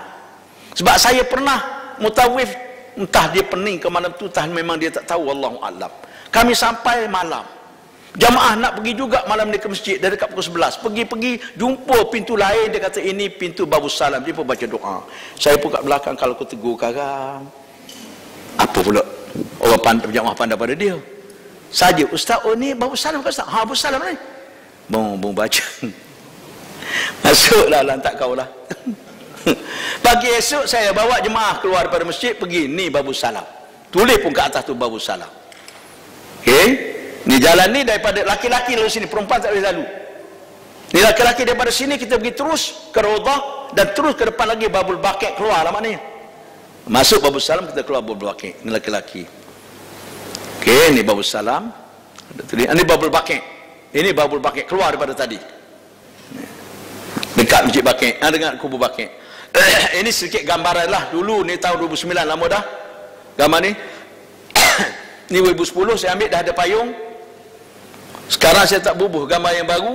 gambar baru payung tu ada kipas angin pula dah sekarang. Kipas angin tu semua air pula. Macam kipas angin kita pergi makan kunduri tu. Sap. Jadi kalau musim panas, tu yang gambar kat bawah tu. Duk kelah makan nasi, makan apa semua. Kan?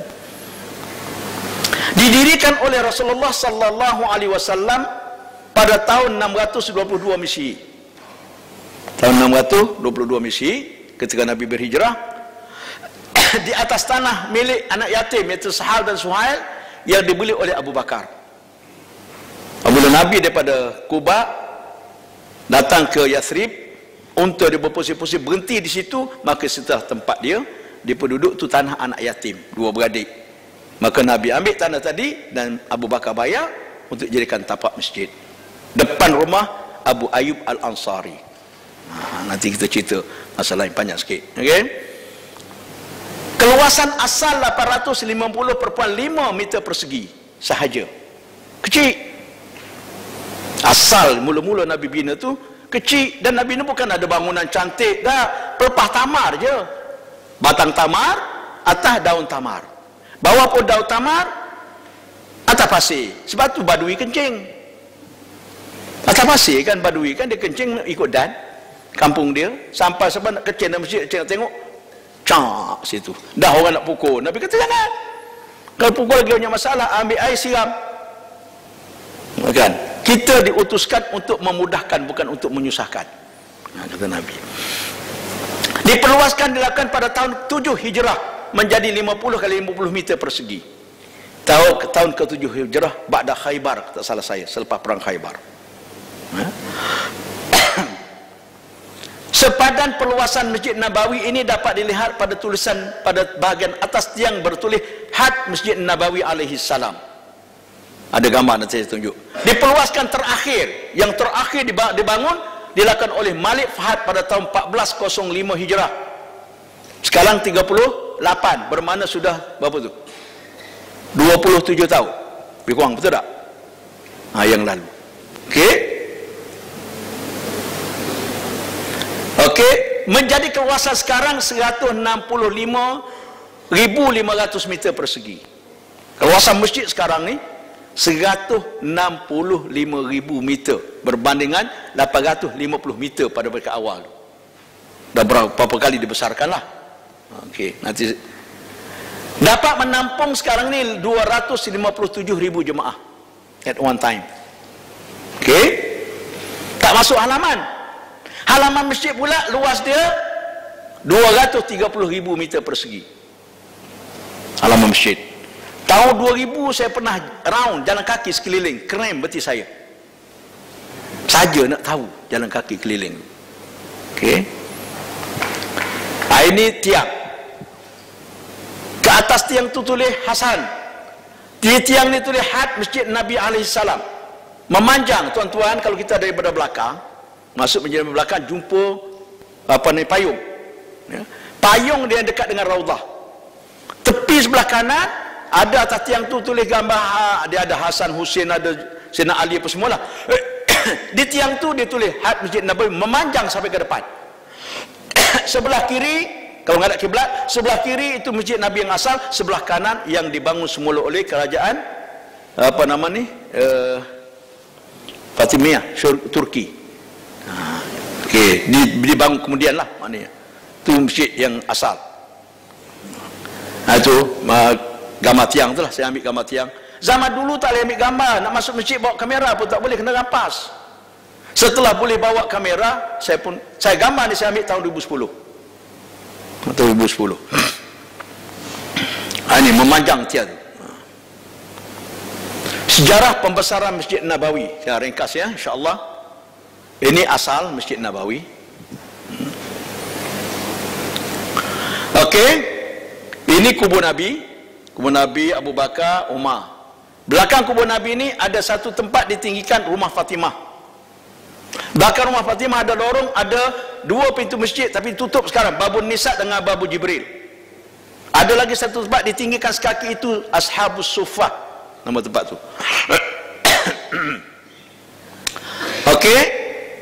Keluasan yang mula-mula dibangun Masjid Nabawi Asy-Syarif inda bina'ihi tahun pertama Hijrah Sempadan yang saya tunjuk tadi, tiang tadi. Lepas tu dibangun pula, dibesarkan sebelah kanan dan belakang. Sebab belaki kubur Nabi. Kanan dan belakang. Tahun ke-7 Ba'da Khaybar. Dibesarkan pada tahun ke-7. Dibesarkan lagi Tausiah Umar radhiyallahu anhu, zaman Sayyidina Umar pada tahun ke-17 Hijrah. Dibesarkan lagi pada zaman Sayyidina Utsman tahun 29 Hijrah. Dibesarkan lagi pada zaman Al-Walid Al-Umawi, dinasti Umayyah. Dinasti Umayyah pada tahun 91 Hijrah. Dibesarkan lagi pada zaman Al-Mahdi Al-Abbasi 195 Hijrah. Zaman pemerintahan Khalifah Al-Mahdi Al-Abbasi, dinasti Abbasiyah. Kemudian dibesarkan lagi sampai sekarang oleh Malik Fahad. Dulu setakat Abbasiyah, belakang ni ada nama Bi'ruha, ni kebun Bustan Abi Talha Al-Ansari. Abu Talha Al-Ansari ada kebun di belakang. Abu Talha ni orang kaya, banyak kebun. Kebun itu yang paling cantik, yang paling disuka. Ada sebuah perigi yang sejuk airnya. Nabi SAW pernah minum. Oh, doktor, dari mana? Oh, alhamdulillah. Tadi jumpa jemaah tadi, nampak pagi tadi. Okey. Ini Dr. Fathi, kawan saya. Doktor perubatan. Kalau siapa-siapa semua boleh jumpa doktor lah. Okey. Isteri doktor kelasmate saya belajar di Nilampuri dulu. Perkenal sikit lah, ada kan. Okey, balik cerita ni. Apabila turun ayat lan tanalul birra hatta tunfiqu mimma tuhibbun, kamu tidak akan capai kebajikan sampai bila-bila sehinggalah kamu berinfak di jalan Allah sebahagian harta yang kamu sayang.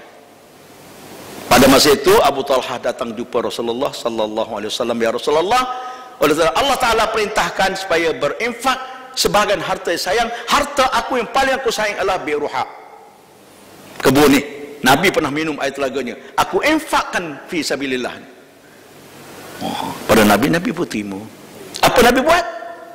Nabi agihkan balik harta tadi kepada saudara mara Abu Talha yang miskin. Itu kapal bagi kat Nabi, kalau bagi kat Sapawi hilang. Okey, itu secara ringkas. Ini sekarang ini. Okey, masjid sekarang ini masjid yang asal warna merah, kalau sambung-sambung sampai sini. Ini yang palang-palang ni, ini payung yang ada sekarang dalam masjid. Kemudian dibesarkan oleh Malik Fahad sampai yang ada sekarang inilah 2 tingkat. Tingkat atas dan bawah. Yang atas dibuka hari Jumaat atau musim haji, musim Ramadan dibuka pasal orang ramai. Saya tertipu sekali pergi musim sejuk. Hari tu pergi sembahyang Jumaat, saya kata duduk kat atas panas lah pasal kena matahari. Naiklah atas saya, rupa kat atas lagi sejuk, angin bertiup menggigil saya tengah sembahyang Jumaat. Tu je. Kerana kita tak biasa. Okey. Kemudian ada satu lagi, ni Masjid Nabawi. Ni di sini hujung ni ada maktab, ada perpustakaan, di hujung ada sebuah taman. Sakifah Bani Sa'idah nama dia. Di sini sekarang ni gambar ni lama. Sekarang tepi ni nama Hotel Mubenfik, Anwar Madinah Mubenfik. Tepi ni ada satu taman. Taman tu nama Sakifah Bani Sa'idah. Saya mula-mula heran, kenapa Arab tak buat hotel? Sini tanah yang paling hebat ni, gold area. Rupanya Sakifah Bani Sa'idah ada sejarah. Ketika Rasulullah sallallahu alaihi wasallam wafat, orang-orang Ansar berhimpun di situ berbincang nak lantik khalifah. Kemudian Abu Bakar, Umar dan juga Utsman datang ke situ. Sayyidina Ali menguruskan menunggu jenazah, datang situ bincang. Disitulah persetujuan antara Muhajir dan Ansar melantik Abu Bakar jadi khalifah. Okey, maka dibela, dijaga taman Arab ni, bukan cantik manalah, tapi dijaga taman tu. Ini bukti yang tuduhan Syiah mengatakan Abu Bakar, Umar dan sebagainya menipu Ali. Sampai sebab tuan-tuan, saya ada satu video syahadah Syiah. Terkejut saya. Dia ajar orang bersyahadah, asyhadu an la ilaha illallah wa anna Muhammadan abduhu wa rasuluh wa anna aliyan waliyullah wa anna Aba Bakr wa Umar wa Uthman wa Aisyah wa Hafsah finnar. Saya ada video tu, Datuk. Aku bersaksi tiada Tuhan lain melainkan Allah, aku bersaksi bahawa Muhammad pesuruh Allah, aku bersaksi bahawa Ali adalah waliullah, aku bersaksi bahawa Abu Bakar, Umar, Utsman Aisyah dan Hafsah adalah ahli neraka. Oh, dahsyat. Wallahu a'lam bissawab. Ini kebun dia nya, macam tu je kebun. Kan? Tapi bersejarah. Di tepi tu ada tulis. Di sini tak termasuk dalam program, kena pergi sendiri. Pergi sendiri. Ni Masjid Nabawi, ke belakang sana dia penjuru sebelah ni, sebelah kanan. Okey, wallahu a'lam, ni kedudukan dia saja. Kalau Rasulullah sallallahu alaihi wasallam salat fi masjid hadza ka alfi salatin fi ma siwa. Ini termasuk fadilat dalam Masjid Nabawi. Jadi fadilat ni kita cerita minggu depan. Sebab kita sekarang perut dah lapar, tak jadi fadilat dah. Okey, insya-Allah kita jumpa minggu depan, kita sambung ziarah Masjid Nabawi. Lepas tu baru kita proses nak buat umrah. Okey, proses nak buat umrah. Jadi tuan-tuan puan-puan, saya minta maaf, saya kena telajak mengajar. Pasal takut tak habis. Daripada saya tambah siri, ada setengah tempat pernah saya tambah siri. Terpaksa tambah saya minta dengan masjid kebenaran nak guna masjid je. Jangan ganggu peruntukan masjid, tak ganggu duit dia. Pak dah tak cukup. Megan nak macam mana? Cakap banyak, cerita panjang, banyak benda selit-selit. Ya kan? Kalau nak suruh cepat habis boleh, tuan-tuan baca sendiri je. Okey, kita akan dengan tasbih kifarah. Subhanallah bihamdihi, subhanakallahumma wa bihamdika, asyhadu an la ilaha illa anta, astaghfiruka wa atubu ilaik. A'udzubillahi minasyaitonir rajim. Bismillahirrahmanirrahim. Alhamdulillahi rabbil alamin. Wassalatu wassalamu ala Rasulillah wa ala alihi wa sahbihi ajma'in. Allahumma rabbana ighfir lana dhunubana wa liwalidina warhamhum kama rabbawna shighara wa li jami'il muslimina wal muslimat wal mu'minina wal mu'minat bi rahmatika ya arhamar rahimin. Allahumma inna nas'aluka ilman nafi'a wa qalban khashi'a wa awladan salihah wa 'amalan mutaqabbala wa rizqan halalan tayyiban mubarakan wasi'a. Allahumma inna na'udzubika min 'ilmin la yanfa' wa min qalbin la yakhsha wa min nafsin la tashba wa min da'watin la yustajabu laha. Allahumma ansuril Islam wal muslimina fi kulli makan wa fi kulli zaman. Allahumma inna nas'aluka as-salamata wal afiyata alaina wa ala ahli hadhihi al-jama'ah. Allahumma inna nas'aluka hajjan mabrura wa sa'yan mashkura wa dhanban maghfura wa amalan salihan maqbula wa tijaratan lan tabur. Rabbana atina fid dunya hasanah wa fil akhirati hasanatan wa qina adzaban nar. Wa sallallahu ala sayyidina Muhammad wa ala alihi wa sahbihi wa sallam. Walhamdulillahi rabbil alamin. Taqabbalallahu minkum.